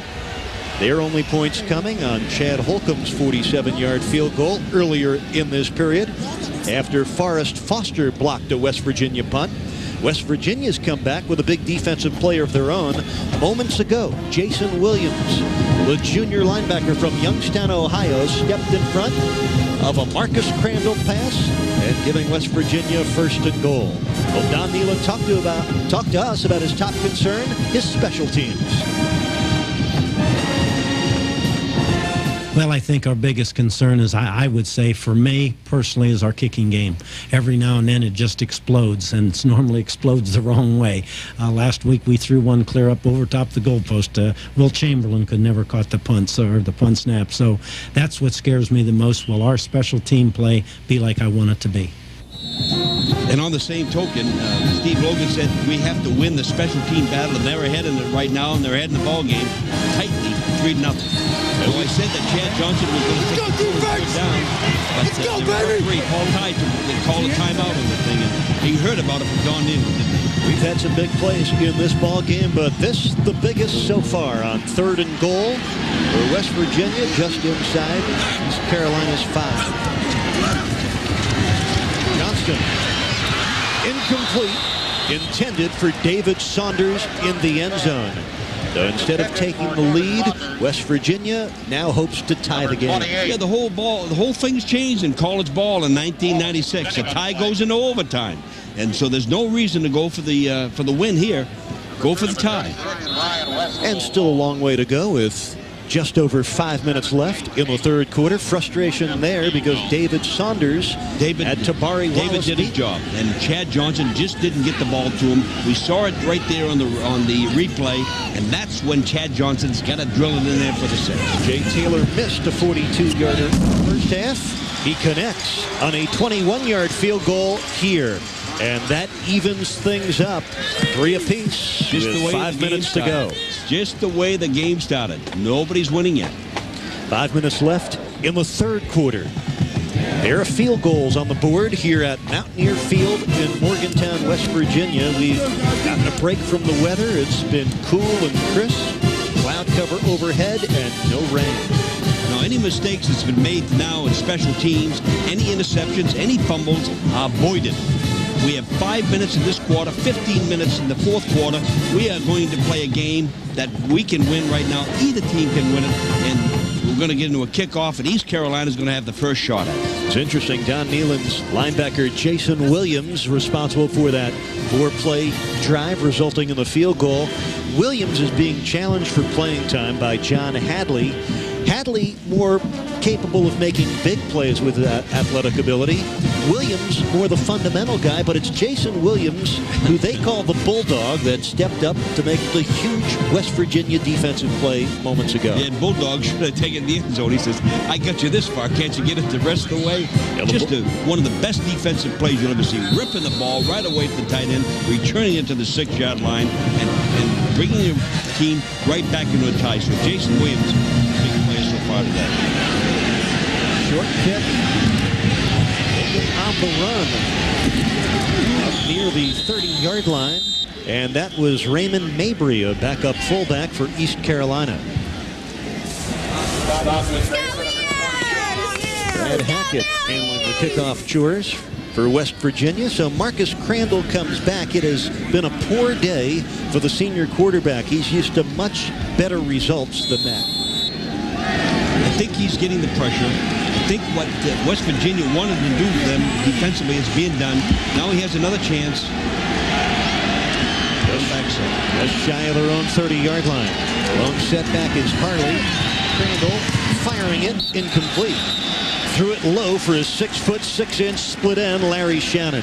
Steve Logan of East Carolina has beaten Big East teams on a regular basis. We talked to him about what that means to his program. The Big East teams is significant to our program, and it's not something we harp on, but they're relative to us geography. The geography, we're right here, and we need to be playing them, and I hope that we continue a lot of these series. Well, they've got play like this, and he will. They have games at Virginia Tech and at Miami later this season. Oh, it's intercepted by Perlo Bastien. That's Charles Emmanuel that stepped in for the pickoff. A face mask penalty at the end of the play, but another poor throw by Crandall. He fired it right to Emmanuel, the co-captain. I think that he expected the receiver to do something different, but the receiver at least came back and stopped the touchdown. The momentum is changing with 2 big turnovers right in a row by the East Carolina Pirates.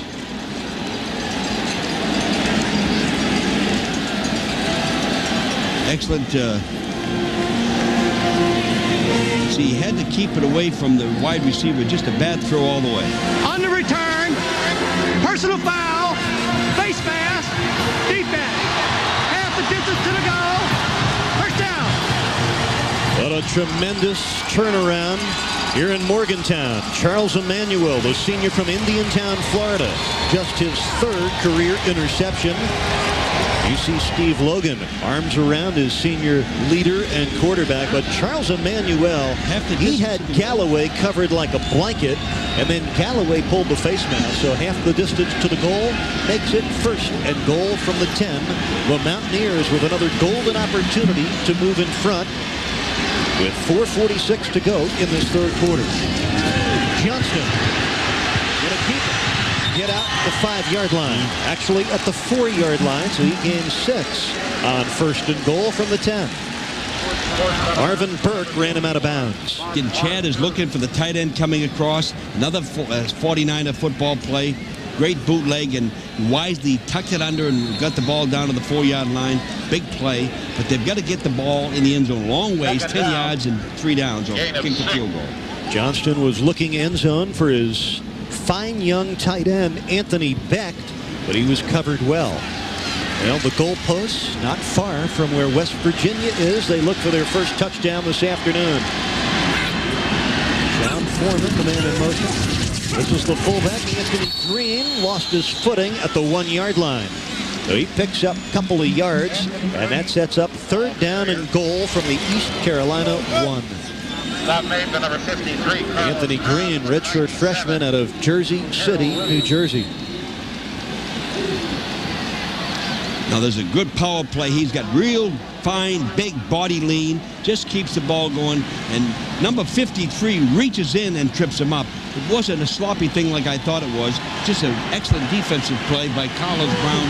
Tremendous play for East Carolina. Big play here on 3rd goal. Johnston looking to throw. And it's a touchdown. Amos Zeraway on the catch. Amos Zeraway is a big player. Not a well-thrown pass, but he makes the catch in the way that he has to make it. Chad took a little bit off that ball because he was so wide open. Now, Charles Emmanuel, you celebrate. You created this opportunity. See how that thing floated in the air? It's a very, very difficult. Zeraway is going to be a hero here in West Virginia. And Taylor moves the extra point right through. I don't know what fluttered more, the pass from Chad Johnston or Don Nealon's ticker when he watched it sail to Amos Zeraway, who caught a low ball for the score, the 5th touchdown in 3 weekends, and a redshirt freshman from Hempstead, Long Island. I just think that when the offensive unit gets together watching the film, they cheered him last week for a pancake block. They're going to cheer him for putting this ball game away in the 3rd quarter. Puts a lot of pressure on East Carolina. Well, a highlight here and a highlight back at our Big East studios with John Sanders. All right, Eric, thank you very much. Some Yankee Conference action, New Hampshire at Rhode Island. This is New Hampshire quarterback Chris Bresnahan. He'll roll back, set. There's the good slant pattern by Alistair Barrow. He's in the end zone for the touchdown. New Hampshire has the lead there, 28-17. It's the Mountaineers on top in Morgantown. Back we go to Eric and Dick. Thanks, John, and hello to all the folks in Rhode Island enjoying their football as well with the University of Rhode Island, the Brown University Bruins. They enjoy their football in the Ocean State. And we're enjoying our football here in northern West Virginia with us under 4 minutes to go in the 3rd quarter. It's now the Mountaineers leading it 10-3. And they've done it, Dick, in the 3rd quarter, turning good defense into their offense. The interceptions from linebacker Jason Williams and safety Charles Emmanuel. Just an excellent play all the way around. The thing that just before we went back to Big East studio, that tremendous rerun that we had showing Zeraway making the catch in the end zone showed how big the play was. But you could tell that Chad had him so wide open, he just wanted to get him the football. Yep, Chad Johnston, he's thrown 4 touchdown passes this year. In his career, he's been a big touchdown maker. That's complete to Larry Shannon, who reached back and pulled it in at the 35-yard line. A pickup at about 9 yards. It'll come up shy of the 1st down.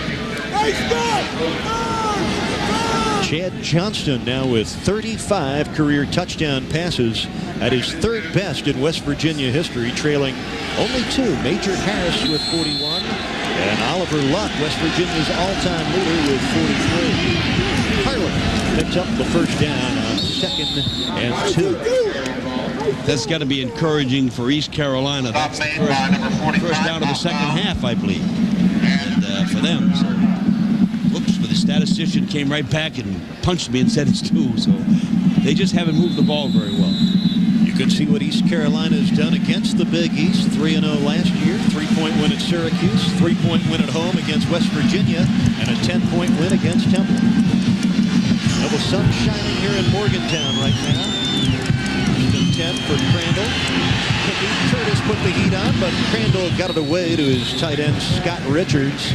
But a short gain on the play. Henry Slay made the stop, but again, the heat felt. I don't think that Curtis. I don't think that Marcus is going to feel very, very much more pressure than he has from this wonderful, wonderful West Virginia defense that we've seen here this afternoon. And they're being tested by a fine offense, and nobody can tell it because of the play of the defense. Good point. Number 41 in their own territory, 2nd and 7. Blitz coming, and they finally get their first sack. Marcus Crandall, who is a tough man to put in the bag, was put down by Henry Slay. I think Jamie Sweeney got the sack, and I think Henry did the dance. No, I think he was in on it too. But I think you see Sweeney coming. Oh, I see it. Henry's right there. Yep. Sorry. He walked the walk and danced the dance. And Henry Slay had a dominant game in the opener at Pitt with 6 tackles, including a sack from Elaria, Ohio. He's a slugger. Henry Slay and John Thornton really give West Virginia great push up the middle. Now it is 3rd down and 15 for East Carolina. They trail in this football game 10-3. Crandall fires a strike. First down pickup. Mitchell Galloway gallops into West Virginia territory all the way down to the 47. A 20-yard gain on 3rd and 15. Well, one of the big plays. The wide receiver was wide open in the middle. It was a breakdown. They had a pressure on, and he hit the zone pressure right in the middle, exactly where he did, and very calmly laid it in there and got the first down out of it. Here's Mitchell Galloway. They like to get the ball in his hands. East Carolina marching again. The lone setback. Harley cannot rip away from Jamie Sweeney. Sweeney, who started a year ago in the game against East Carolina, coming off the bench, playing well. He's a junior out of Greensburg, Pennsylvania. There's Jamie. I just think that, like Steve Dunlap said, though, there's so many people playing so well. Donnie said there's about 15 players that can play this defense well. And he's playing them all, and they're all really efficient. Another 2nd and long. This is what Steve Dunlap wanted to force East Carolina into, as Bongino's getting that sore right ankle as he takes. 2nd and 10, Nichols in motion. Crandall backing away from the pressure, and it is complete to the tight end Richards. Brought down near the first down marker by the linebacker Jason Williams. I think we had a hold on them. There is a penalty marker back in the East Carolina backfield, and the preliminary indication is holding against the Pirates. I think the guy tried to grab him as he went by because he knew he was going after Marcus. I think you'll see Canute Curtis putting pressure on. Holding. Offense. 10 yards from the spot. Repeat the down. Canute will be coming from the top of your screen. And you'll feel the pressure. Here he comes right down to the inside right there. Watch, see him grab him on the back of his shirt. Now, again, that's another first down that was taken away, and look now, it's 2nd down and a century. Now Marcus Crandall will have to dial 1 before dialing here. 3rd down, check it, 2nd down, 24 to go. Deep drop. Steps up. As his man, Larry Shannon, who is spun down at the East Carolina 46 by Perlo Bastine, the redshirt freshman from Boca Raton High School in South Florida. Pickup of 15 yards for the Pirates, so they get some of it back. Quite a bit of it back. It's 3rd down and about 15. Now we'll see whether it's going to be pressure, zone pressure, man-to-man, or just lay it back. And as we end the 3rd quarter, 10-3. Good ball game. Well, they love their football here in Morgantown, West Virginia, and they're liking this game a little bit more as it moves along. We'll be back for the 4th quarter right after this. Second quarter, Central Michigan, 7. Back here in Morgantown, West Virginia, Eric Reed along with the coach, Dick McPherson. Well, they are used to talented quarterbacks.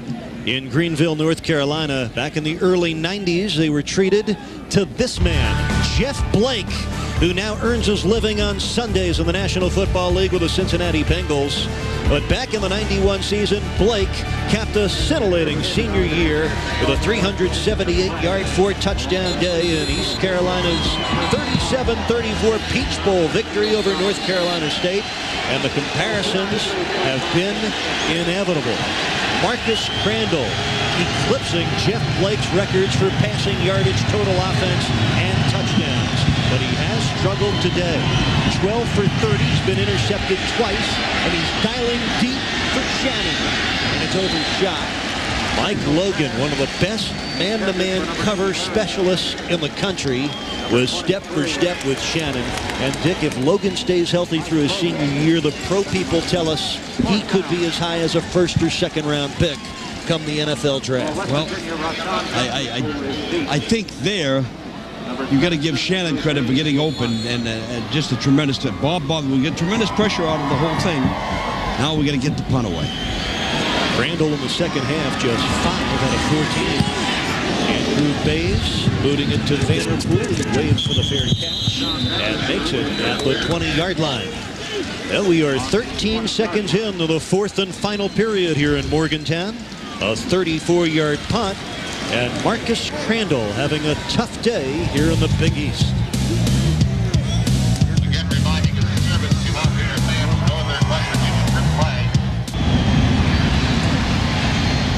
All the scoring in this one came in the third quarter. East Carolina on the board first with Chad Holcomb's 47-yard field goal after Forrest Foster blocked the West Virginia punt. But the Mountaineers made 2 huge defensive plays. An interception by Jason Williams, then an interception by Charles Emmanuel. Both led to West Virginia points. Amos Zeraway, who has the only touchdown in this game on a 1-yard touchdown reception from Chad Johnston, rips ahead for 4 yards, and the numbers now on Amos: 88 yards, 20 carries.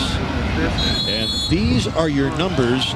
There you can see dramatically the offenses of both units are starting to move the football now.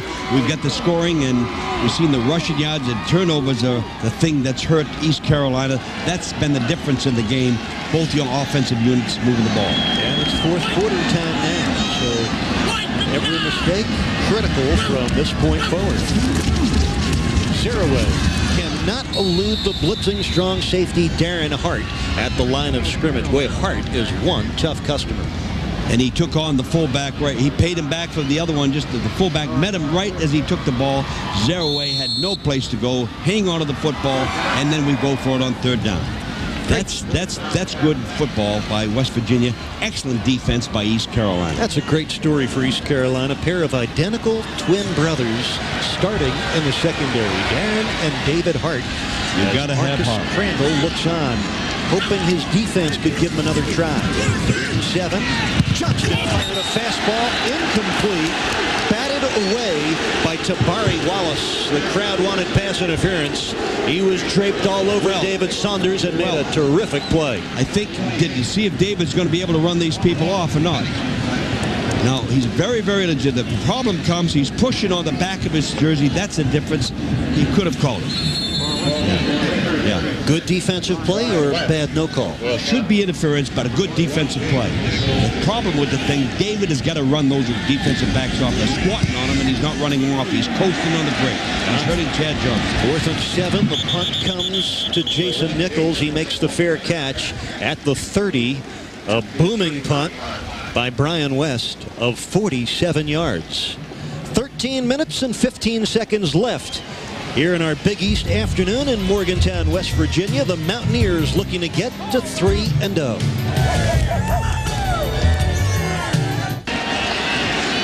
East Carolina just a touchdown behind. Plenty of time left here in the fourth quarter. The Pirates have the football. 1st and 10, their own 30-yard line. Nichols in motion for the touchdown. Caught by Chapman. Gets away from Perlo Bastien and is ridden down after a 2-yard pickup up at the 32-yard line. John Hadley, number 52. in on the stop. And so far today, Marcus Crandall now 13 of 32, 122 yards. But he's been intercepted 3 times by this very tough West Virginia defense. I tell you, Perlow did a great job of holding that quick screen to the outside up. He held it up, and the pursuits were able to get out there and make the hit. Second down and long again. That's what West Virginia hopes to force. Crandall stepping up. Sidearm delivery. First down. Scott over the sideline. Gaining yards to the 42. A 10-yard pickup. And East Carolina moves the sticks. Very, very excellent execution. Right to the sideline. Good block downfield to make sure he gets to the first down. And we got excellent pursuit by the West Virginia. First down. Excellent offense, good defense. Keep in mind, East Carolina's battle cry, keep it close until late, and we can win it. And they've done it numerous times in Steve Logan's 5-year run at East Carolina. Look out here.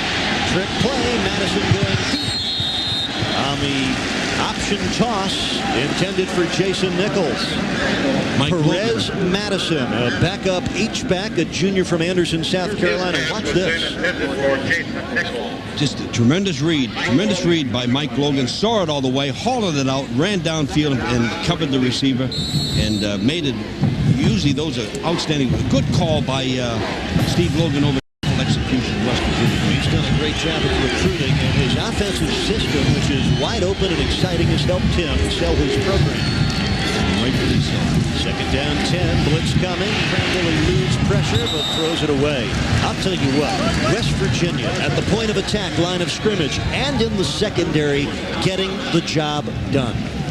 Number 42, Curtis defending. So that'll bring up a third down and 10 for East Carolina.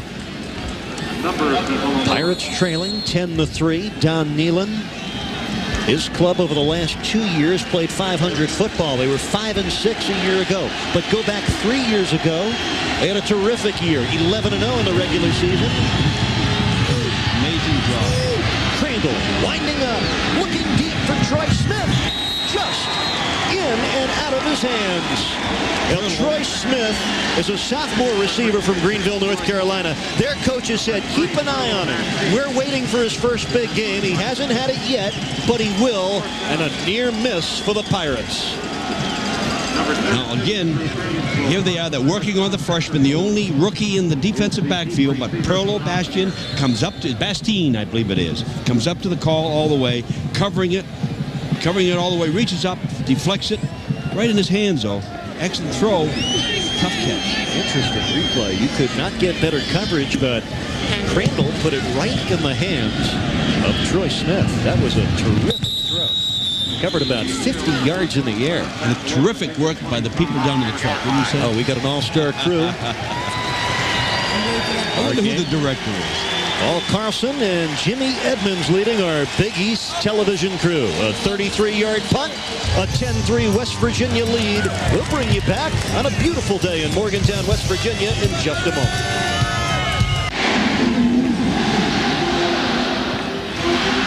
Welcome back, Mountaineer Field. 50,000 fans here, hoping to see West Virginia take their next step. They look to go 3-0 on the year if they can win today. Here's your storyline. Marcus Crandall, the celebrated quarterback from East Carolina, having a rough day. Damon Zaraway looking for his third straight 100-yard outing. He's got the only touchdown. And Chad Johnston has been efficient, if nothing else. And you tell it's not an offensive day. It's a defensive struggle all the way. And who makes the mistakes and who makes the big throws? Fake to Zaraway. Johnston rolling out, buying time. And finally being roped out of bounds by Darren Hart. And number 79, Norris McCleary, were giving chase to Chad Johnston. That's 10-3 here. Let's find out what's going on elsewhere. Back at our Big East studios, John Sanders. Okay, Eric, we're going to take you back to Penn State. The Nittany Lions now at quarterback. It's Mike McQueary setting up. Number 9 throwing deep down the middle. Joe Juravicius makes the catch, and he's on the way into the end zone for a touchdown. The Lions are roaring now, 42-0 over Northern Illinois. Let's go back to Morgantown. Eric? Thanks, John. Second down, 6 to go for West Virginia. Johnston being chased out of the pocket. Travis Garden catching up, then Johnston has to bail out and throw it away. Dick, you've been very impressed with not only West Virginia's defensive game plan, but the execution of that defensive attack today against East Carolina. Well, as we sat there, Steve says he wants to get ECU in second and long. He wants to pressure Crandall and put the pressure on. I don't know what he could. The only thing they haven't done is establish the offense. But what we have seen is they haven't made the big mistake offensively. And as long as they don't do that, they're in good shape. And keep this in mind. Even though East Carolina has just 3 points on the board, they have a quick strike capable offense. As long as they're within a touchdown, we've still got a football game. 10-3. And this is a big play right here, 3rd down and 6. West Virginia, their own 29. Johnston looking to throw for a first down, and he does. Diving catch on the out pattern by David Saunders. He picks up a dozen yards. A West Virginia first down, his first catch of the second half, his 7th catch of the football game. I think I thought he was playing lonesome in there for a minute. He was out there giving a speech. But I think what we're going to see here very shortly is David taking off on a streak because they're really crowding everything he's done and almost had a couple interceptions on it. One of these times we're going to see David Saunders going all the way and Chad on a play action giving it down for him. He's a good one. Saunders had 7 catches first 2 weekends. 7 catches so far in this one. On first down, Johnston again looking for Saunders. He hauls it in at the East Carolina 45-yard line. 14-yard pickup. Consecutive completions to the talented sophomore David Saunders. Number 30.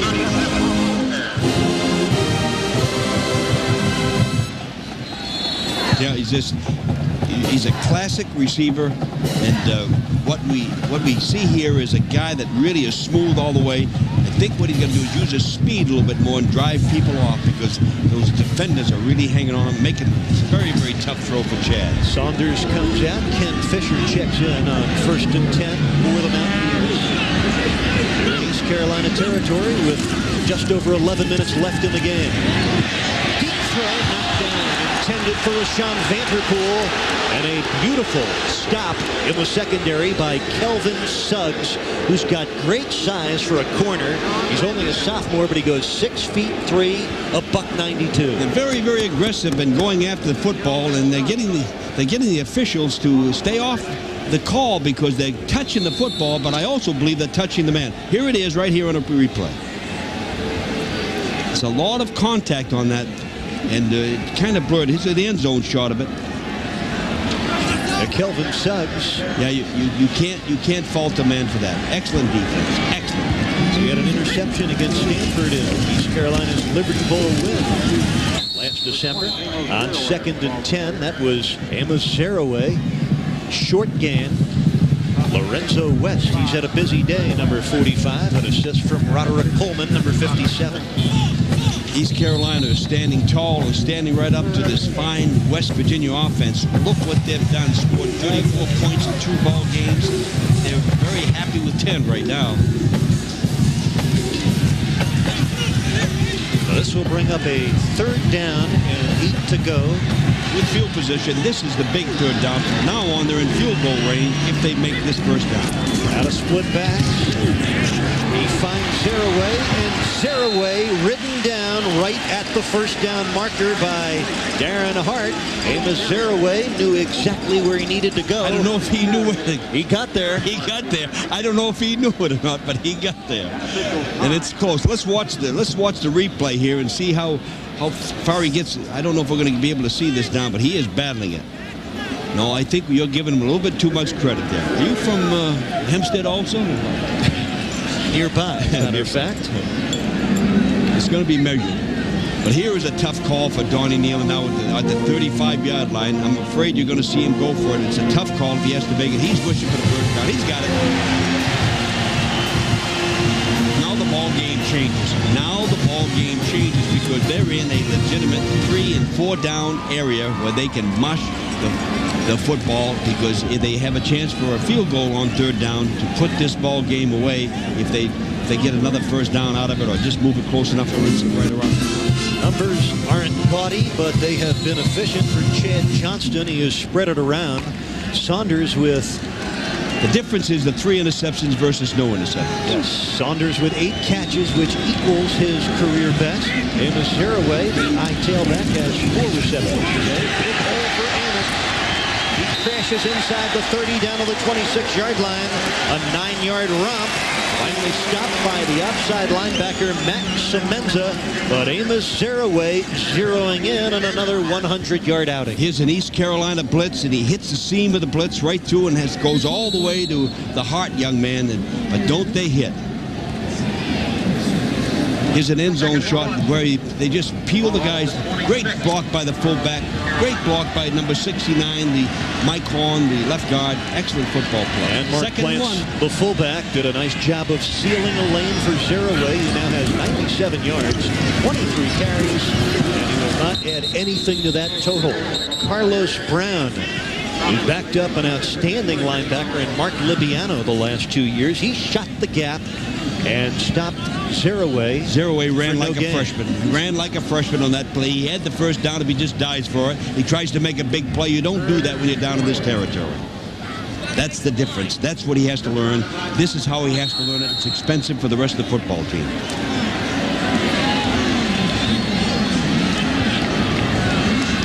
Carlos Brown, nice wrap-up job. A third down, less than a yard to go for West Virginia, and winding down under 9 minutes now. And East Carolina holds. The fullback doesn't get it done.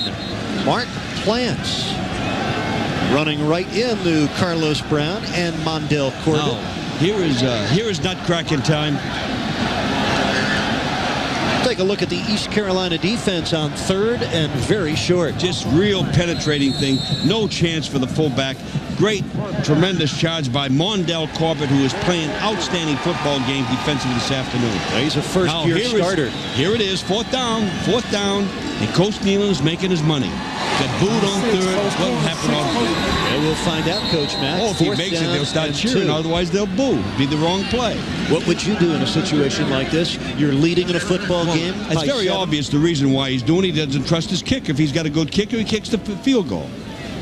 Well, we've got a kind of forced to do it. Big decision and a big play upcoming for the home team. They have the lead on a picturesque day in Morgantown. We had a scoreless first half here in Morgantown, West Virginia. East Carolina got on the board early in the third quarter, but the Mountaineers have scored the last 10 points against Steve Logan's upstart Pirates. And Don Nealon hoping his club can finish the chore and get the 3-0. Fourth down and a long short 2. Next Saturday, Penn State Temple at the Meadowlands. Dick and I will be in Blacksburg, Virginia for the Scarlet Knights and the Hokies. They will not go for it on fourth down. They try the field goal from Jay Taylor from 44 yards out, and it's wide right. So instead of going for the first down on 4th and 2, they try the field goal, and it does not pan out.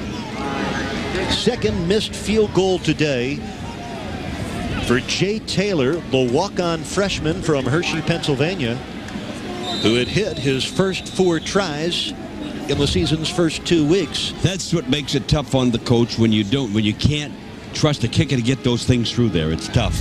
Potential turning point. East Carolina touchdown back. They're on deck. 5-7. That's the latest there. Let's take you back to... Thanks, John. Dick and I will be in beautiful Blacksburg, Virginia, Saturday from the day. We've got our tickets. We're looking forward to Virginia Tech Rutgers next weekend. East Carolina down 10-3. Marcus Crandall back to work on first down. This is Larry Shannon, has some room and dances out at the 39-yard line. That's a 12-yard pickup on first down. Now the Pirates still alive, trailing by 7, just under 8 minutes to play. Well, you've been talking about it all day. Just stay close so they can tie the game or win the game, and that's exactly what they're doing. They've had a couple of chances to put it away. They've performed efficiently, but the kicking game is killing them. Crandall's got another first down. One of his worst days in his brilliant career at East Carolina, but still time to salvage it. Pocket breaking down, Crandall throws it away, and we get an interference call. Oh, no. They'll Penalty marker down right at the spot. Logan was covering Shannon. Let's see what the call is. He threw it away.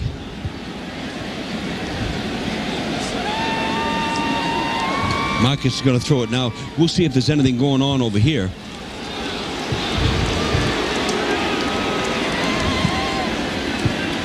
Mike Logan, who had a big first half interception, one of 3 today against Marcus Crandall. Defensive pass interference.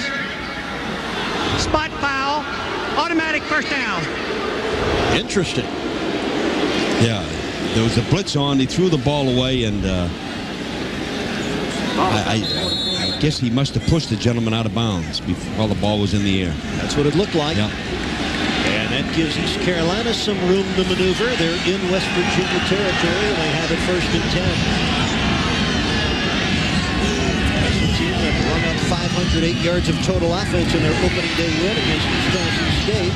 They're just over 200 yards of total offense today. And credit must go to West Virginia's defense. Through the season's first 2 weeks, the Mountaineer defense shared the headlines with Amos Zaraway, but give respect to this side of the football for West Virginia. I think you also got to understand that playing East Carolina Pirates, who is an outstanding football team with an outstanding quarterback, and they've made him look bad today. It's not Marcus, it's the defense. They just had a read on the tight end that they covered. That's a tough play by them. Let's see what happens here on 2nd down and 10. Throwing. Juggling attempt did not work out for Mitchell Galloway. Had he caught it, would have had a first down. Instead, Van it'll be Washington, 3rd down and 10. Yeah, Van Washington was coming to the inside. I think Galloway feels the pressure from Van coming from the outside, coming in right there. I think is what he felt. That's excellent job by Van. Saw those headlights coming. Heard the footsteps. Those are tough. I'd like to hear the footsteps too. Let's see what Steve Logan calls here. The Riverboat Gambler on 3rd and 10. He needs to keep the football trailing 10-3. Deep, he's got Shannon, but it's just overthrown, and Larry Shannon had broken away from the cornerback Mike Logan. Depending on the play. Crandall had it there, but couldn't put it there. It's one of the breaks of the day, and we're going to probably watch a rerun of this thing. Excellent set on the thing down the football field. He's breaking away clear. And Mike Logan escapes the bullet on that one. Marcus Crandall really struggling. 15 for 39.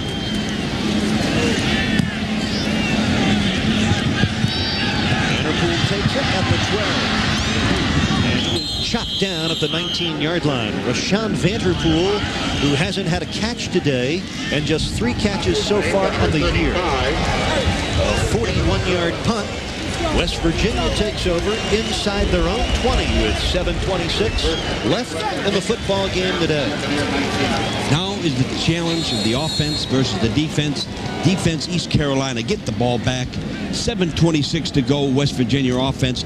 Keep the ball, get the game over with a great drive. This is what makes offense, defense work against each other. Ball game like this, 10-3 the score. Vanderpool and Saunders split to the right. Johnston for Vanderpool, incomplete. That's the 2nd catch today he has made, but's been out of bounds.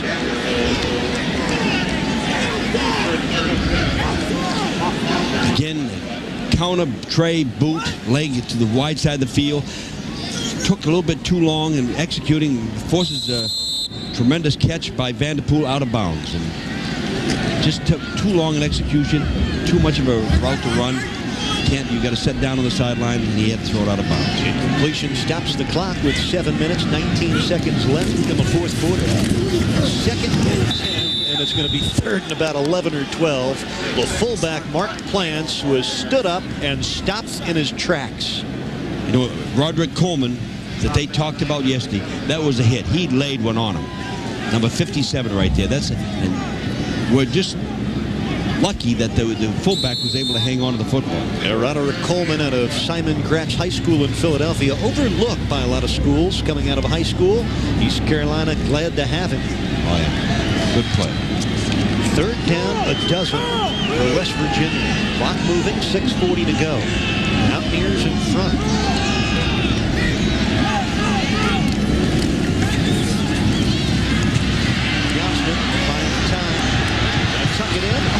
move, but he will come up shy of the first down.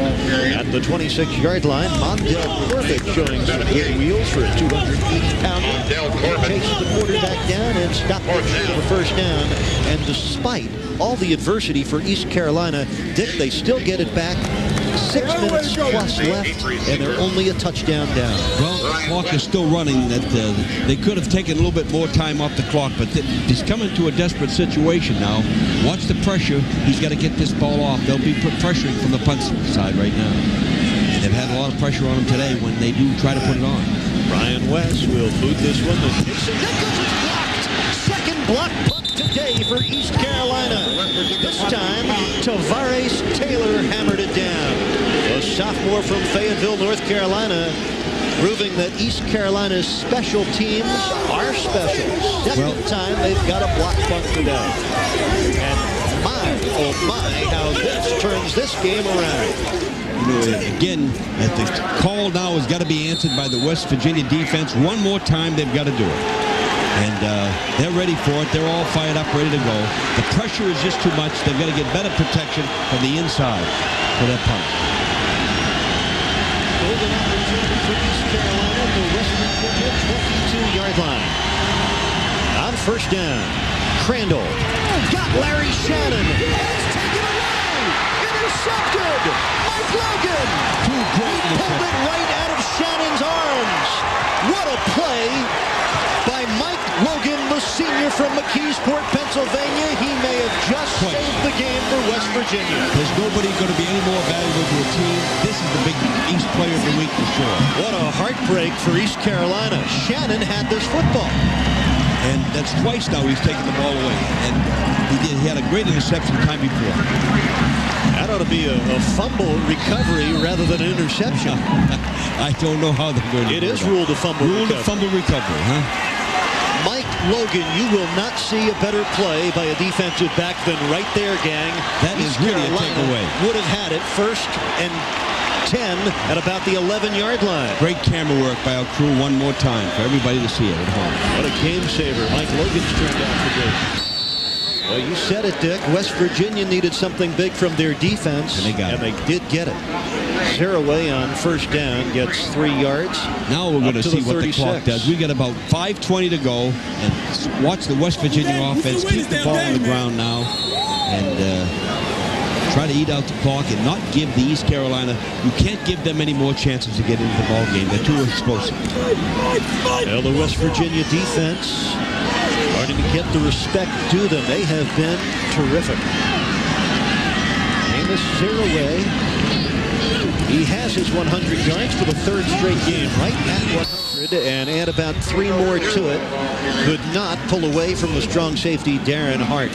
Coach, your first look in person at the redshirt freshman from Hempstead, New York, Amos Zeraway. He hasn't had the huge play today. Well, the East Carolina team said they want to stop the run game. They want to stop Zeraway, and they've stopped the Zeraway that we've known for the first 2 weeks. This is a great lesson, a little bit of humility for this young man when he's playing Division I-A football. What I'm interested in right now, we're down to going down. The clock is running. Everything is moving. It's 3rd down. What are they going to do on this down? They're going to keep the clock going because East Carolina is ever so dangerous. If they can keep the ball away from them, it's the best way to win the football. Our defense wants to make one more big play. They do. The ball bouncing in front of Rashawn Vanderpool. So East Carolina still has an opportunity with 4 minutes and 9 seconds left. They'll get it back, trailing by the score of 10-3. By the way, Amos Zeraway, with 26 carries in his 3rd game, his personal high. This will be the 10th West Virginia punt this afternoon. And there's pressure possible coming again. He's got to get the ball off real fast. They've already blocked him twice. He does get this one away. Nichols makes a good one on a high hanging punt at the 25-yard line. A 37-yard boot and an interesting finish in store with 4 minutes to play. A game that's still there for the taking. Against the West Coast offensive Rutgers. On 1st and 10, sacked by Canute Curtis. His first sack of the football game, and it ties a West Virginia record previously held by Ronaldo Turnbull. Now, again, the score is what makes Crandall has got to stay in the pocket. He can't throw it away now. And that's where the help rush, that's what the score help rush. Canute has been putting pressure on all day, comes up with the big sack. Here's what, look at this one. Yeah, 22 Top of the heap for Canute Curtis. Congratulations, Canute. He had 10 a year ago. Canute with 4 sacks so far through 3 games. Crandall, oh, he got it there. But not a first down. On second down and 15, he got 10. That'll be third down and 5. And again, check your local listings, but these will be the games available to you on the Big East Game of the Week next Saturday. Joe Paterno's Nittany Lions against Henry Burris and the Temple Owls. And we'll watch that tough Hokie defense in Blacksburg against the Scarlet Knights of Rutgers. But a huge play right here for East Carolina. Under 3 minutes to go. They need to move the chains and keep the ball. Looks like the zone covered. Crandall punts, fires, and it is juggled and caught, but not a first down. Bernard Russ, the senior linebacker Now we'll see what kind of a game they got New with fourth York, down, huh? able to make the stop. They will be 2 yards shy of the first down. And what does Fourth Steve down. Logan do here on 4th and 2? Well, he's got a punt, but you understand that there's 2 minutes and 29 seconds. It's a major, major decision time, a decision that nobody likes to make. But with 3 timeouts, I think you'll see him punting the ball away. Would you punt in this situation? Would I punt in this situation? I'm out. He's only got 2 timeouts left. Yes, I think I would punt in this situation. And you never know what's going to happen down here. If you don't make it, the ball game is over. And you got 2:29 to go, and anything can happen. Yeah, there's Bernard Russ, the senior linebacker. I told you a moment ago he's from Utica, New York. He did go to junior college at Arizona Western, but this guy, defensive coordinator, loves him. He says he's my kind of guy. He walks it and talks it, the loquacious and emotional leader of the Mountaineer defense out of the Brian Cox mold. And he made the big play right there because the receiver just bumbled the ball just a little bit, trying to get it back in his hand, and he goes right over there and knocks him out of bounds and makes the big play that we have. The defense made the big plays today. Yes, they have. Bernard Russ out of Utica, New York. Oh, he's had a big day. And you would have punted, but the Riverboat Gambler, he's going for it on 4th down and 2. Ball game on the line right here for Marcus Crandall and the Pirates. And they're in a man-to-man. Challenging For the first down, he throws it away, and West Virginia's taken a giant step forward in pursuit of their 3rd win in 3 games. Bernardo Amerson and Jason Williams in coverage, and on 4th and 2, East Carolina denied. Now West Virginia in position to finish it. Now it's 2 hands on the football. It's 2 hands on the football. Let it be making use that 2 timeouts.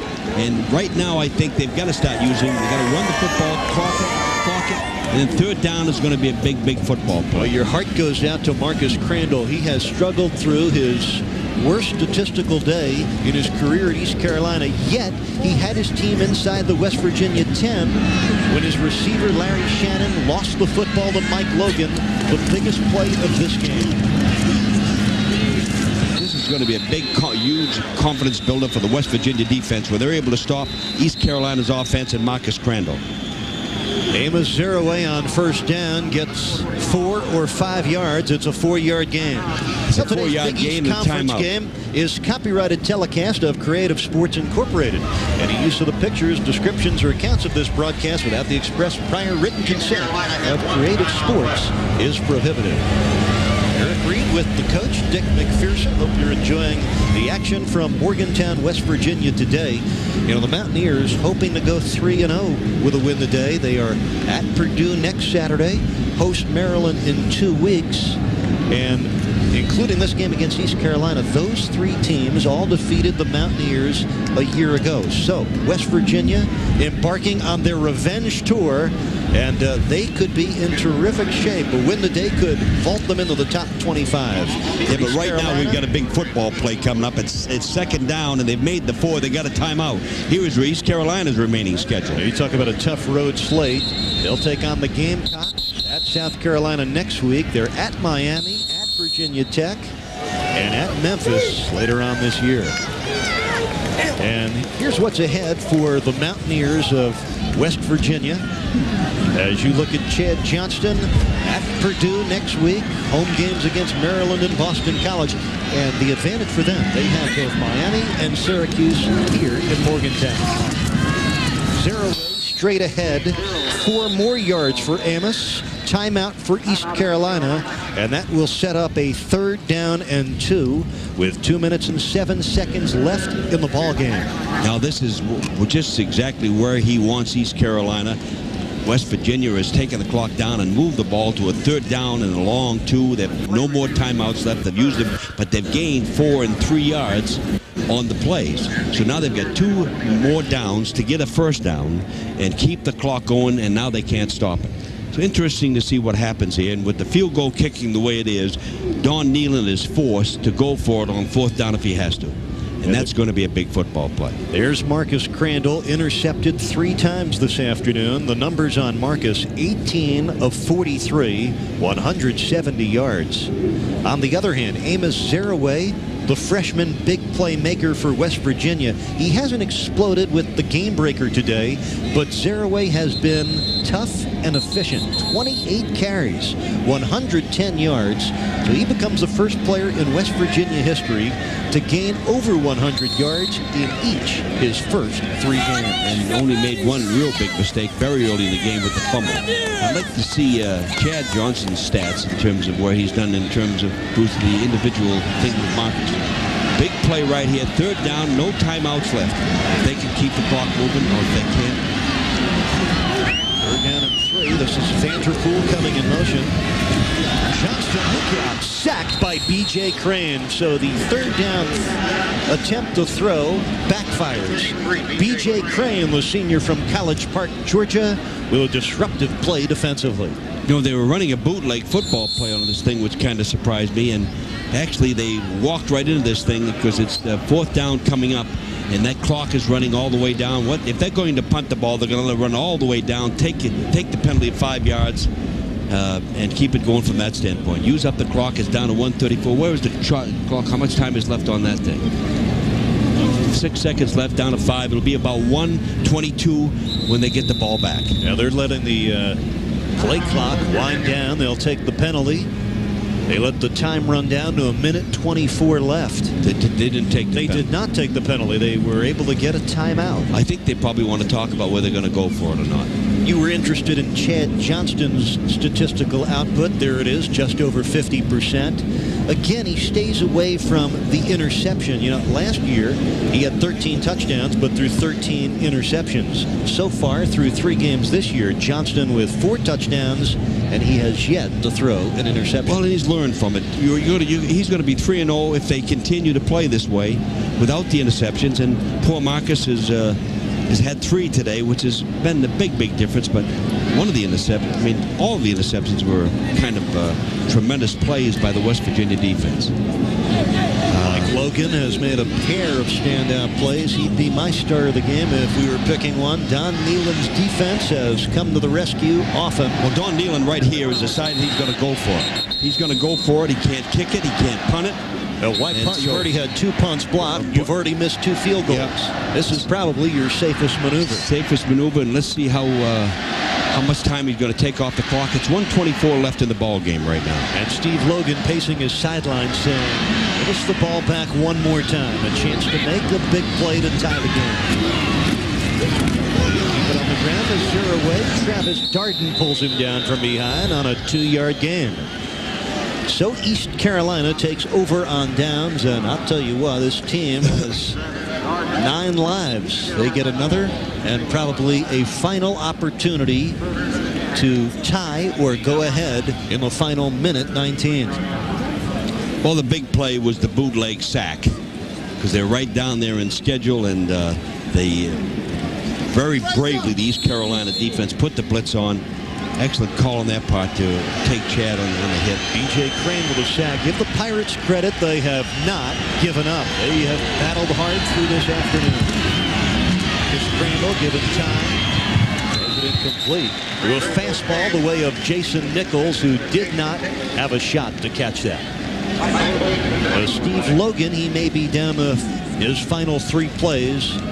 in East Carolina's second weekend this year. Well, he's done it before, so he's certainly going to do it again. He's looking 1, 2, 3 to get the first down. He's got four plays to get the first down, and in college ball, remember, the clock stops when you get the first down. Galloway and Smith to the bottom of your screen. That's Mitchell Galloway in motion. Next penalty, Crandall has to unload. And a penalty marker down in the backfield. Threw it right at the offensive center, Danny Moore. It looks like it's going against West Virginia. Yeah, Bernard Russ on the blitz. Roughing the passer. Yeah, he came right after him. Yeah. Bernard Russ. Not a wise play. It stops the clock and will give East Carolina first down with Watch it all the way. See, Bernard's quarterback. Defense. 15 yards. Automatic first down. A hat right to the back of Marcus Crandall. Well, it was late. It was late and delayed. Good call and not a wise defensive maneuver.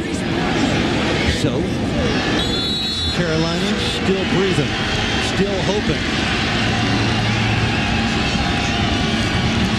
Crandall down the middle. Has his man at midfield. That's just a 2-yard gain. That's what they wanted. The ball in the middle of the field and have everybody come back. The clock is still moving under a minute now, down to 58 seconds. And now they've got to either throw the ball away or be ready to 2nd down and 8. That was the first catch of the year for Jason Nichols, the junior from Norcross, Georgia. Pirates are out of timeout. Uphill all the way. They've got another hit to Jason Nichols at the 40-yard line. That stops the clock because it is a first down. Now they're moving it down with 42 seconds to go. They can't throw the short pass again. They've got to drop off and stop getting the first down. 9-yard pickup and just 7 points separating the Mountaineers with East Carolina. Crandall again out of the gun. As his tight end, he's wide open, and he gets out of bounds at the 20-yard line. Don't count East Carolina out. A 20-yard pickup, and now we are set for a fantastic finish with 28 seconds left. East Carolina looking for their first touchdown today. They've been down in there before, and West Virginia's defense has answered the call. This again is the last call. Last call defense, last call offense. Lamont Chancellor to the bottom of your screen. Troy Smith to the top. This is Galloway in motion. Crandall looking, fires, passes, man for the touchdown. Lamont Chappell, a sophomore from Roxborough, Now let's see what they're going to do. Let's see if they're going to go for the 2 or they're going to go for the 1 of the tie ball game. We're going to go to overtime. Just the 3rd catch of the year for Chappell. His first catch a week ago, he fumbled after the play. He atones big time. Yes, and Marcus has time and delivers it right on the money.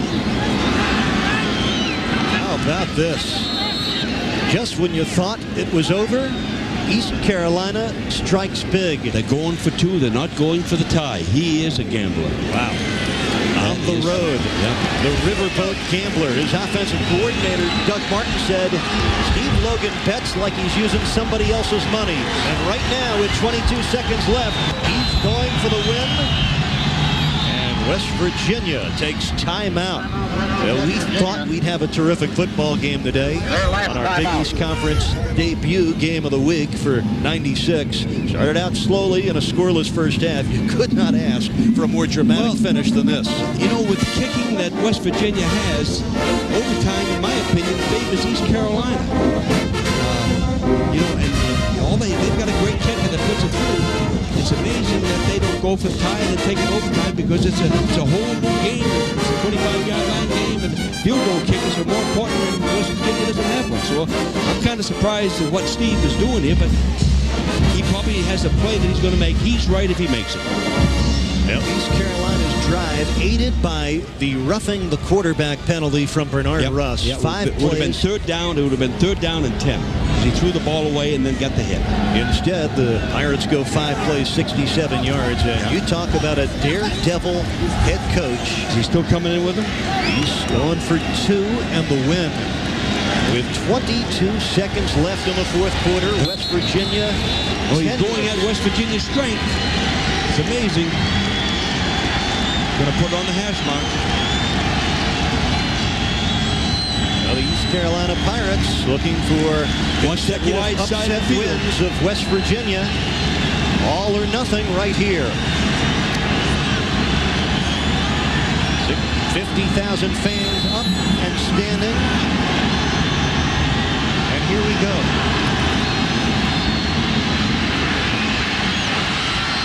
Out of bounds. He caught it out of bounds.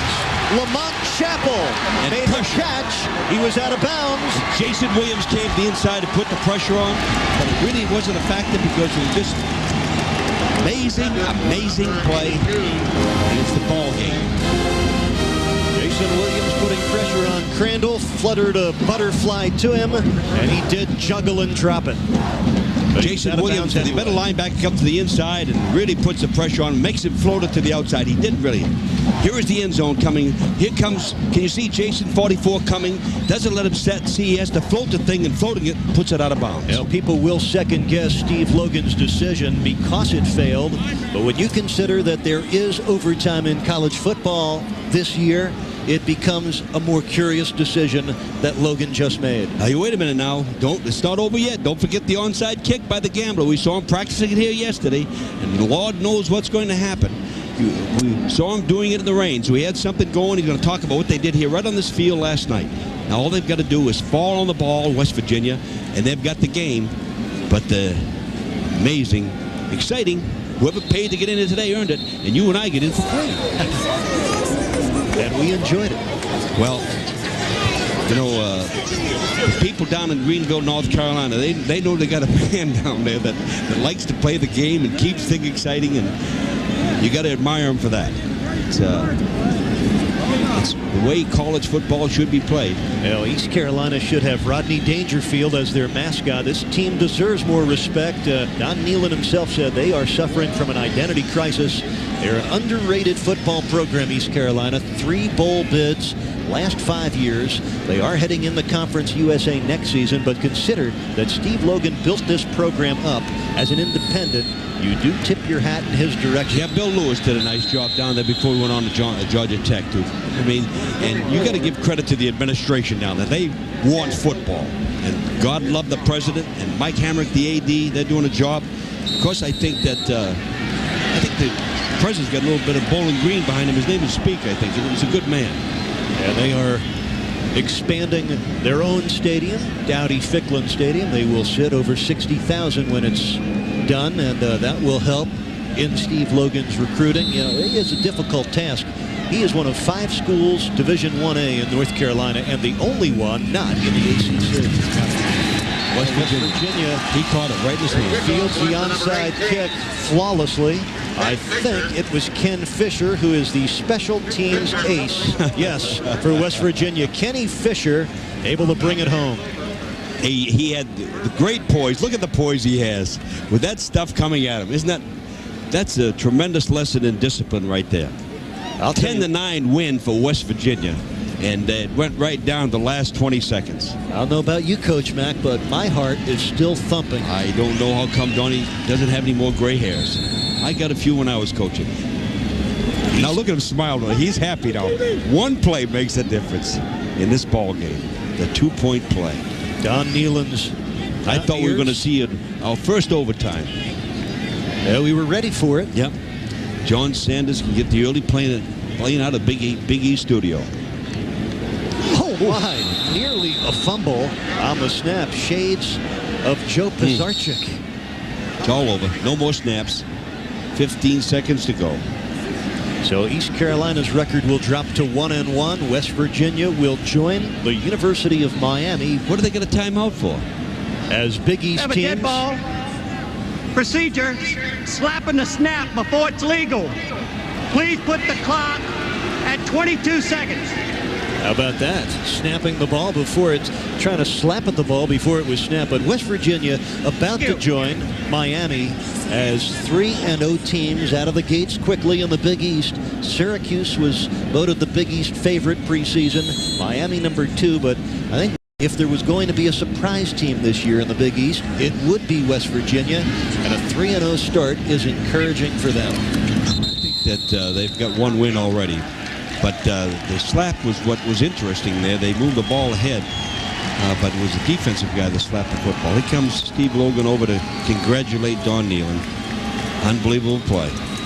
Well, Amos Zaraway has been getting most of the headlines through the month of September here in Morgantown, but today defense gets top billing for West Virginia. Defense is it. Unbelievable, and they'll find out that they're a good defensive football team as the year progresses, because East Carolina will play very